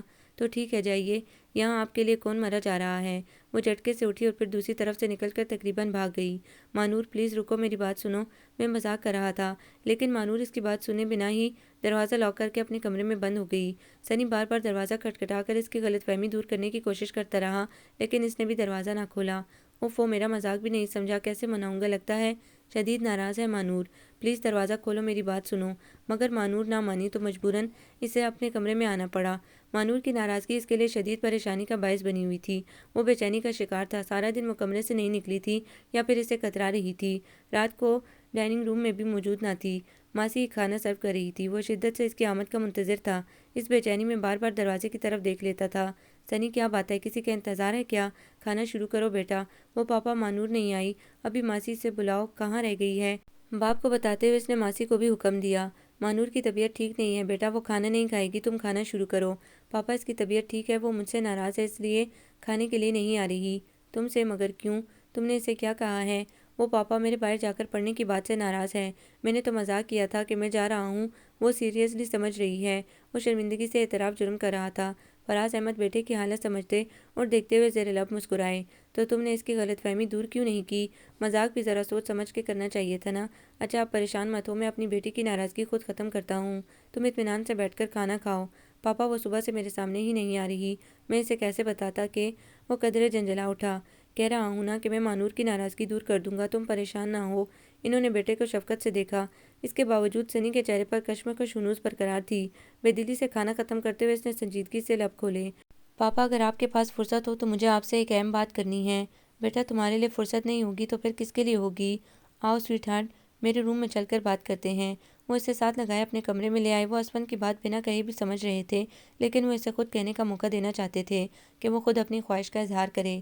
پاپا شاید آپ کو یہ بات مناسب نہ لگے، ایکچولی میں مانور کے ساتھ… پاپا میں مانور کے ساتھ شادی کرنا چاہتا ہوں۔ کیا کہا تم نے؟ انہوں نے جان بوجھ کر حیرت کا تاثر دیا۔ پاپا میں جانتا ہوں میں مانور کے قابل نہیں ہوں، لیکن آئی پرامس پاپا میں اس کے قابل بننے کی پوری کوشش کروں گا۔ آپ کو مجھ سے بلکہ مانور کو بھی مجھ سے شکایت نہیں ہوگی۔ فراز احمد نے بغور اس کے چہرے پر بکھرے جذبوں کو پڑھا۔ کیا یہ صرف تمہاری خواہش اور فیصلہ ہے یا… پاپا مانور نے کبھی مجھ سے کہا تو نہیں، مگر آئی بلیو اس کا بھی یہی فیصلہ ہوگا، آپ اس سے پوچھ سکتے ہیں۔ سنی کے انداز میں مکمل اعتماد تھا۔ فراز احمد کی روح و قلب میں سکون کی لہر اتر گئی۔ سنی پھر بھی اچھی طرح سوچ لو، یہ زندگی بھر کا معاملہ ہے۔ مانور سے کسی قسم کی بات سے پہلے اپنے دل میں اچھی طرح جھانک لو، کہیں یہ کوئی وقتی جذبہ یا پھر محض اٹریکشن نہ ہو جو کہ ساتھ رہتے ہوئے کچھ عرصے کے لیے پیدا ہو ہی جاتی ہے۔ انہوں نے اچھی طرح ٹٹولا۔ ایسی بات نہیں ہے پاپا، میں نے دل سے یہ فیصلہ کیا ہے، مانور کے بغیر میری زندگی میں بہت بڑا خلا ہے پاپا۔ میں چاہتا ہوں جن ہاتھوں نے مجھے پستیوں سے نکالا ہے میں زندگی بھر انہیں تھام کے چلوں۔ مجھے ڈر ہے کہ اگر وہ ہاتھ مجھ سے چھوٹ گئے تو کہیں میں پھر سے… وہ پھر سے سچے لہجے میں تجدید کر رہا تھا۔ خدا نہ کرے سنی، آئندہ ایسا سوچنا بھی مت۔ میں مانور سے پہلے بات کروں گا پھر کوئی قدم اٹھاؤں گا۔ انہوں نے سنجیدگی سے ٹوکتے ہوئے اپنے ارادے کا اظہار کیا تو وہ گڑبڑا اٹھا۔ کیسا قدم پاپا؟ ریلی پاپا میں مانور کو خوش رکھوں گا۔ ہاں ہاں مجھے تو یقین ہے بچے پر، مجھے مانور کو بھی تو یقین دلانے دو نا۔ ڈونٹ وری، تم دونوں کی شادی جلدی کرنے کا میرا بھی ارادہ ہے۔ باپ کے دوستانہ انداز پر پہلے تو وہ گڑبڑایا اور پھر خوشی کے مارے ان سے آ کر لپٹ گیا۔ You are so great papa, I love you very much, really I love you. بیٹے کی خوشی تو فراز احمد کی بھی تمنا تھی۔ مانور کو بہو کے روپ میں دیکھنے کا ارمان وہ اس روز سے ہی رکھتے تھے جب اس نے انہیں بتایا تھا کہ وہ ہی ان کی ہمارا ان کی بہن کے آنکھ کا تارا ہے۔ مانور کو وہ کہیں اور کیسے جانے دے سکتے تھے؟ ایک نئی صبح پھر سے طلوع ہوئی تھی، امید و خوشی کی پیغامبر بن کر۔ فراز احمد نے رات ہی اسے مانور کی رضامندی کے بارے میں بتا دیا تھا۔ رات تو اس نے کسی طرح صبر کر لیا تھا، صبح ہوتے ہی اس سے صبر کا دامن چھوٹ گیا تھا۔ وہ پھر سے مانور کے کمرے کے آگے کھڑا تھا، کئی بار دستک کے جواب میں بھی نہیں آیا تو اسے جھنجھلاہٹ نے گھیر لیا۔ دروازے کے ساتھ زور آزمائی کی تو وہ کھلتا چلا گیا۔ مانور اندر نہیں تھا۔ شرمندگی کے مارے وہ پلٹ کر کچن کی طرف آ گیا۔ مانور ناشتہ بنانے میں مصروف تھی۔ اتنی صبح کس کے لیے ناشتہ بنا رہی ہو؟ اپنی جھنجھلاہٹ اسے دیکھتے ہی بھول گیا۔ آپ کو اتنی صبح کیا چاہیے؟ ویسے وہی وقت ہے، دھند کی وجہ سے آپ کو جلدی لگ رہی ہے یا پھر آپ نے گھڑی نہیں دیکھی ہوگی۔ مانور کے نارمل لب و لہجے میں کسی قسم کی ناراضگی کا شائبہ تک نہ تھا۔ اس نے فوراً کچن میں موجود ٹائم پیس پر نگاہ ڈالی، واقعی معمول کا وقت ہی تھا۔ ہاں وہ میں بتانے آیا تھا کہ میں آج اپنے کمرے میں ناشتہ کروں گا۔ وہ ناراضگی ظاہر نہیں کر رہی تھی، اس کے لیے یہی بہت تھا۔ کیوں؟ یہاں پاپا کے ساتھ کیوں نہیں؟ مانور نے حیرت سے مڑ کر پوچھا۔ وہ مسلسل کچن کے دروازے میں کھڑا تھا۔ مجھے تم سے ایک ضروری بات بھی کرنی ہے جو کہ یہاں پاپا کے ساتھ سامنے نہیں ہو سکتی۔ اس لیے تم میرا اور اپنا ناشتہ لے کر میرے روم میں آ جاؤ، اوکے؟ سنی نے اپنے تاثرات جان بوجھ کر سنجیدہ بنائے۔ کیا ہے ناشتے کے اتنے سارے لوازمات لے کر میں نہیں آ رہی، ضروری بات ناشتے کے بعد بھی ہو سکتی ہے۔ آئی ڈونٹ نو، تم آ جاؤ، میں تمہارا ویٹ کر رہا ہوں۔ اس سے قبل کہ وہ صاف جواب دیتی سنی فوراً غائب تھا۔ مجبوراً اسے فراز احمد کو بتا کر سنی کے لیے ناشتہ اس کے کمرے میں لانا پڑا۔ آتے اس نے پٹکنے کے سے انداز میں ٹرے اس کے سامنے بیڈ پر رکھی۔ اپنی بات منوانے کا یہ اچھا طریقہ ہے، صاف سن لے، آئندہ دھونس نہیں چلے گی۔ ابھی تک تو میں نے کوئی دھونس نہیں چلائی، لیکن آئندہ ارادہ تو ہے کہ… سنی نے شریر مسکراہٹ بکھیر کر دیکھا۔ جلدی سے ناشتہ کریں، مجھے اور بھی بہت سے کام ہیں۔ وہ اسے پلیٹ سرو کر کے چائے بنانے لگی۔ سنی اسے اپنے سامنے بے تکلفی سے بیٹھے دیکھ کر کہیں کھو گیا۔ مانور نے اسے یکٹا خود کو دیکھتے پایا تو جھجک کر سمٹ گئی۔ ایسے کیا دیکھ رہے ہیں، چائے ٹھنڈی ہو جائے گی۔ مانور، ایک بات کہوں، کیا تم ہمیشہ یہاں بیٹھ کر میرے ساتھ ناشتہ کر سکتی ہو؟ اس کے لہجے میں ایک شوق کا عالم تھا اور دل میں ہزاروں امنگیں مچل رہی تھیں۔ کبھی کبھی کرنے میں کوئی مذائقہ نہیں، مگر ہمیشہ یہی کریں، ہر روز اتنی مشقت مجھ سے نہیں ہوگی۔ کچن سے آپ کے روم تک کتنا راستہ ہے، ذرا اندازہ لگائیں۔ میں جل جلا گئی کسی روز تو… مانور نے جان بوجھ کر اس کی بات کو ہنسی میں اڑایا تو وہ بجھ سا گیا، لیکن پھر اس سے سنی کے چہرے پر اداسی بھی دیکھی نہیں گئی۔ سنی، ایک بات اور بھی سوچنے کی ہے، ہر روز آپ کے کمرے میں ناشتہ کرنے سے ماموں جان میرے بارے میں کیا سوچیں گے؟ پاپا آپ کیا سوچ رہے ہوں گے؟ تم ابھی تو ان کی موجودگی میں یہاں ہو۔ سنی کو اس کی ادا سمجھ آ گئی تھی، اسی لیے شرارت سے پوچھا۔ وہ تو میں انہیں بتا کر آئی ہوں۔ وہ اس کی پرشوق نگاہوں کی تاب نہ لاتے ہوئے اٹھ کھڑی ہوئی۔ ڈونٹ وری، آئندہ انہیں بتانے کی بھی ضرورت نہیں پڑے گی۔ تم جا کہاں رہی ہو؟ پہلے میری بات تو سنو۔ وہ چونک کر اسے جاتا دیکھ رہا تھا۔ آپ کی بات پھر سنتی ہوں، پہلے مجھے ماموں جان کو ضروری سامان کی لسٹ دے آنی دیں۔ وہ کہیں چلے نہ گئے ہوں۔ مانور اپنی جان چھڑا کر بھاگی۔ اسے اندازہ ہو رہا تھا کہ مانور اسے جان بوجھ کر تنگ کر رہی ہے۔ وہ جو اس سے کہنا چاہتا ہے وہ کہنے میں کتنی دشواری ہو رہی تھی، یہ وہی جانتا تھا۔ اس لیے وہ اسے اپنے ہمراہ ایک ریسٹورنٹ میں لے آیا تھا۔ آج وہ پہلی بار اس کے ساتھ مختلف سر درد میں تھی، اسی لیے مزید اچھی لگ رہی تھی۔ دسمبر کے آخری ٹھٹرتے دنوں کی یخ ہواؤں کے باوجود اس کے لہو میں پیار کی گرمی دوڑ رہی تھی۔ اسی گرم جوشی نے اسے مزید دلکش بنا دیا تھا۔ وہ اس کے سامنے مدھم روشنیوں کے پرفسوں ماحول میں بھی خوب دمک رہی تھی۔ تمہیں معلوم ہے میں تمہیں یہاں کیوں لے کر آیا ہوں؟ سنی نے انجان بنی مانور کو پرشوق نگاہوں کے اثار میں لیا۔ ہاں، وہ سرپرائز دینے جسے آپ صبح سے دینے کی کوشش کر رہے ہیں، مگر ہمت نہیں پڑی رہی۔ مانور کی کلکلاہٹ اس کے وجود میں بھی جلترنگ بجھا گئی۔ اس کا مطلب ہے تم میری ہمت پر مشکوک ہو؟ محترمہ، مجھ میں اتنی ہمت ہے کہ تمہیں ابھی کسی مولوی کے پاس لے جا کر 2 بول پڑھوا لوں، لیکن تمہیں میری ہمت سے شرمندگی اٹھانی پڑے یہ مجھے منظور نہیں ہے، سو اسی لیے صبر کر رہا ہوں۔ اس کے شریر بے باکی پر مانور اسے گھور کر دیکھنے لگی۔ آپ واقعی بہت فضول باتیں کرتے ہیں۔ میں ماموں جان سے کہوں گی آئندہ مجھے ان کے ساتھ اکیلے مت بھیجیں، ان کی نیت کچھ ٹھیک نہیں ہے۔ وہ اس کی ناراضگی پر کھل کر ہنسا۔ تمہارے کہنے سے کچھ نہیں ہوگا، آئندہ یہ اختیار مجھے ملنے والا ہے کہ میں تمہیں اکیلے لے کر آتا ہوں یا نہیں۔ اس کی بات کا مطلب سمجھ کر مانور نے جھیم کر سر جھکا لیا، مگر ناراضگی والا تاثر پھر بھی قائم تھا۔ اچھا بھئی، مذاق ختم، میں سیریسلی تم سے ایک بات پوچھنا چاہتا ہوں۔ کیا بات پوچھنی ہے؟ مانور نے فرائی فش سے کانٹے الگ کرتے ہوئے سر اٹھایا۔ میں نہیں جانتا پاپا نے تم سے اس سلسلے میں بات کی ہے یا نہیں، اگر کی بھی ہے تو کس طرح۔ میں خود تم سے اپنے بارے میں تمہاری رائے جاننا چاہتا ہوں۔ ہم دونوں کی شادی کا جو فیصلہ ہوا ہے اس پر تم دل سے ایگری ہونا۔ میں ماموں جان کو اپنے فیصلے سے آگاہ کر چکی ہوں۔ ماموں جان کو میرے بارے میں ہر فیصلہ کرنے کا اختیار ہے، مجھے ان کے ہر فیصلے پر اعتبار ہے، وہ میرے لیے کبھی غلط فیصلہ نہیں کر سکتے۔ مانور نے بغیر جھیمے اس بار پر اعتماد ہو کر اسے جواب دیا تو سنی یکدم ٹھٹک کر اسے تکنے لگا۔ تم میرا مطلب نہیں سمجھ رہی ہو۔ اس فیصلے میں تمہاری ذاتی خوشی اور دلچسپی بھی ہے یا پھر تم… سنی کو مانور کا عام سا لہجہ غلط فہمی میں مبتلا کر گیا۔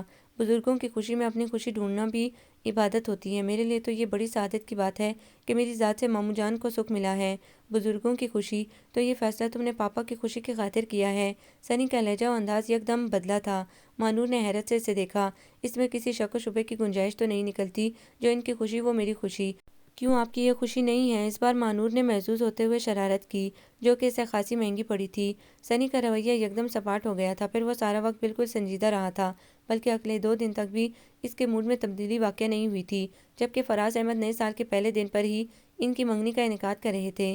مانور کے لیے اس کی ناراضگی گراں تھی اور ناقابل فہم بھی۔ وہ ذرا سی بات پر منہ پھلائے پھر رہا تھا، حالانکہ اگر ذرا سی عقل استعمال کرتا تو مانور کے ہر انداز میں اس کی محبت کا اعلان تھا۔ اس کی باتوں میں واضح اعتراف تھا جسے وہ نہ جانے کیوں سمجھ نہیں پا رہا تھا۔ گھر میں تقریب کا انعقاد تھا اور ایسے میں سنی اس کی کوئی بات سننے پر تیار ہی نہیں تھا۔ فراز احمد خوش انتظامات میں مصروف تھے۔ جنوری کی پہلی شام کو انہوں نے اپنے عزیز و اقارب کی موجودگی میں اپنی زندگی کی خوشیوں کو دائمی بندھن میں باندھ دیا تھا۔ مانور کا روپ ایک نئی سجدہ سے اسفند فراز کے سامنے تھا۔ وہ ناراضگی بلا کر اسے ایک ٹک دیکھنے میں مہو ہو گیا۔ مانور شرم و حیا سے سر جھکائے بیٹھی تھی۔ سنی کے کھلتے رنگ اس سے پوشیدہ جو اس کے چہرے پر رقصہ تھے، ویسے بھی سنی اسے مزید آزمانے کے لیے تنگ کر رہا تھا۔ دل تو خود کو ہی ڈانٹ پھٹکار رہا تھا کہ اس نے مانور کو خواہ مخواہ دکھ دینے کی کوشش کی ہے۔ مانور کے چہرے پر پھیلا اجالا اسے مطمئن کرنے کے بعد بھی اکسا رہا تھا کہ وہ اس سے اقرار محبت روبرو سنے۔ تقریب کے اختتام پر سب کے جانے کے بعد سنی اپنے کمرے میں مانور کے لیے لیا گیا اسپیشل گفٹ لینے آیا تو وہ حیران رہ گیا۔ اس کے بستر پر ڈھیروں پھولوں کے درمیان نیو ایئر اور نیو لائف سیلیبریشن کے کئی کارڈز چمک رہے تھے۔ محبت کا واضح اعتراف ایک کارڈ کی صورت میں اس کی توجہ اپنی جانب کھینچ لے گیا۔ کارڈ میں سے آتی دل فریب مہک اس کے شام جہاں کو بھی مشکبار کر گئی۔ کارڈ کے اندر جذبوں کے خوبصورت اظہار کے طور پر فقط ایک شعر رقم تھا جو مانور کی خواہش کو واضح کر گیا تھا۔ ایک کاش تمہاری راہوں میں عمر بھر یوں ہی بکھرتے رہیں اجالے میری محبت کے۔ سنی نے فرط محبت میں کارڈ کو آنکھوں سے لگا کر چوما۔ دل نے بے اختیار آمین کہا اور وہ پھر اپنا خاص تحفہ لے کر فوراً ہی مانور کے کمرے میں چلا آیا۔ مانور نے ابھی تک اپنا منگنی کا ڈریس نہیں بدلا تھا۔ وہ اسی حلیے میں بیٹھی اشک بہانے میں مصروف تھی۔ اسے روتے دیکھ کر اسفند تڑپ اٹھا۔ بھلا ان آنکھوں میں وہ آنسو کب دیکھ سکتا تھا؟ تم رو رہی ہو مانور؟ اس کی آواز سنتے ہی مانور گڑبڑا کر آنسو پونچھنے لگی۔ آپ اس وقت یہاں کیوں؟ کیا میرے یہاں آنے پر پابندی لگ گئی ہے؟ تم نے بتایا نہیں، تم رو کیوں رہی تھی؟ کیا پاپا کے فیصلے پر خوش نہیں ہو؟ اسفند نے مصنوعی سنجیدگی سے استفسار کیا۔ بات نہیں کریں آپ مجھ سے، پہلے ناراض ہو کر مجھے رلاتے ہیں۔ مانور نے بھرپور خفگی کا مظاہرہ کرتے ہوئے اسے دیکھا۔ اوف تو یہ میری ناراضگی کے آنسو تھے۔ میں سمجھا پاپا کی ناسمجھی پر رو رہی ہو۔ انہیں ہماری انگیجمنٹ کے بجائے شادی کر دینی چاہیے تھی، ہے نا؟ ایک بار پھر شرارت سے اس کی آنکھوں میں جھانکا تو وہ جھیم کر اپنے آپ میں ہی سمٹ گئی۔ مجھے تنگ نہیں کرے، میری ایسی کوئی خواہش نہیں ہے۔ اچھا پھر یہ کس خواہش کا اظہار ہے؟ سنی نے اس کا لفظی اظہار و اعتراف سامنے لہرایا تو وہ چہرہ چھپا کر رہ گئی۔ سنی نے اسے بولنے پر مجبور کیا۔ بتاؤ نا یہ کیسی خواہش ہے؟ ساری عمر مجھے اپنی محبت کے اجالوں میں رکھنا چاہتی ہو تو پھر دیر کیسی؟ سنی کے جذبات سے بوجھل آواز نے اسے گنگ کر دیا۔ تھینک یو مانور، تمہاری محبت واقعی میرے لیے اجالا بن گئی ہے۔ میں آج زندگی کے نئے دن، سال کے پہلے یوم اور نئے سفر کے پہلے قدم پر اس بات کا اعتراف کرتا ہوں کہ مجھے تم خواہ پاپا کی خوشی بن کر ملو یا پھر اپنی خوشی سے، مجھے صرف تمہارا ساتھ چاہیے ہمیشہ ہمیشہ کا۔ اور دیکھو آئندہ ناراض مت ہونا، میں اپنی اگلی پچھلی ساری غلطیوں کے لیے ہاتھ جوڑ کر معافی مانگتا ہوں۔ سنی نے سچ مجھ اس کے آگے ہاتھ جوڑ دیے تو مانور نے فوراً سر اٹھایا۔ اسفند پلیز پچھلی باتیں مت دہرایا کریں اور پلیز اب آپ یہاں سے جائیں۔ ماموں جان آ گئے تو کیا سوچیں گے؟ کیا سوچیں گے؟ یہی سوچیں گے کہ اب میرا اپنے روم میں تنہا گزارا نہیں ہے، اس لیے تمہیں میرے روم میں بھیجنے کا بندوبست کریں گے۔ اور کیا کریں گے؟ اسفند کی بھرپور شوخی کے جواب میں مانور نے جھنجھلاتے ہوئے تکیہ اس پر اچھال دیا جسے اس نے آرام سے اپنی گود میں رکھتے ہوئے اسے پھر سے چھیڑا۔ یہ تکیہ تمہارا متبادل تو نہیں ہو سکتا، لیکن خیر فی الحال اسی سے گزارا کر لوں گا جب تک پاپا کو مجھ غریب پر ترس نہیں آ جاتا۔ اسفند پلیز، آج آپ کیسی باتیں کر رہے ہیں؟ مانور کا شرم سے برا حال تھا۔ یہی شرم تو اسفند کو چھیڑنے پر مجبور کر رہی تھی۔ پھر کیسی باتیں کروں؟ خوشی نے مجھے دیوانہ کر دیا ہے، دل چاہ رہا ہے تمہارے ساتھ جھوموں، ناچوں، گاؤں۔ آپ کا یہ خواب مستقبل میں پورا ہو سکتا ہے، ابھی نہیں۔ ابھی جائیے، مجھے چینج کر کے سونا ہے۔ ریلی وعدہ کرو کہ اپنی شادی پر تم میرے ساتھ ناچو گی، گاؤ گی۔ اسفند کے منہ پر ہنوز شرارت طاری تھی۔ اگر آپ کو اپنی دلہن ناچتی گاتی اچھی لگے گی تو ناچ لوں گی، گا لوں گی، بس اب خوش، بس اب جائیں۔ مانور نے جیسے زچ ہو کر اس سے جان چھڑانی چاہی۔ ایک منٹ، ایک وعدہ اور لینا ہے۔ اب کیا ہے سنی؟ وہ جو دروازے تک زبردستی گیا تھا پھر پلٹ آیا۔ ایک وعدہ یہ بھی کرو کہ سارے وعدے مجھی سے لینے ہیں، آپ کو کوئی وعدہ نہیں کرنا۔ آخر مانور بھی پھٹ ہی پڑی۔ ہاں تو تم نے جو وعدے لینے ہیں لے لو، بندہ وفائے عہد کے لیے تیار ہے، اپنی تمام تر محبت اور وفاؤں کے بھرپور اظہار کے لیے ہر وقت، ہر لمحہ، ہر جگہ آپ کے ہم قدم ہونے کو میں تیار ہی نہیں بےتاب بھی ہوں۔ کہو تو جان تمہارے نام لکھ دوں، تم کہو تو سانس بھی نہ لوں، آزماؤں تو صحیح۔ وہ جذب کے عالم میں گھٹنے ٹیکے اس کے سامنے سر جھکائے کہہ رہا تھا۔ خوشی کے بے پناہ احساس سے مانور کی آنکھیں چمکنے لگی تھیں۔ اسے معلوم تھا اسفند مذاق نہیں کر رہا، اس کا ہر حرف سچا ہے۔ وہ اب اس کے لیے اپنا آپ مٹانے کی سکت بھی رکھتا تھا، اسی لیے اپنا ایقان بھی اس نے اس کی سماعت کے سپرد کیا۔ اسفند مجھے صرف آپ کی محبت چاہیے، صرف اور صرف وفا، آپ کی رفاقت، آپ کا خلوص، آپ کی چاہت، زیادہ تو نہیں مانگ لیا نا میں نے؟ اسفند نے حیرت سے اسے دیکھا تو وہ معصومیت سے بولی، بے فکر رہیے، اس سے ڈبل میں آپ کو دوں گی، آپ فائدے میں رہیں گے۔ مانور کی آنکھوں میں چھپی محبت بھری شرارت کی چمک اسفند کو نہ صرف حیران کر گئی بلکہ اس کے ارد گرد کئی دیے بھی روشن کر گئی۔ مانور سے اسی بھرپور اعتراف کی تمنا اور خواہش تو اسے تھی۔ مانور نے اسے مایوس نہیں کیا تھا اور اسے کیا چاہیے تھا، آج ہی زندگی نے اسے مالا مال کر دیا تھا۔ آپ کو یہ ناول کیسا لگا؟ کمنٹس میں اپنی رائے ضرور دیں۔ ہمارے چینل کو لائک کریں، سبسکرائب کریں، شیئر کریں۔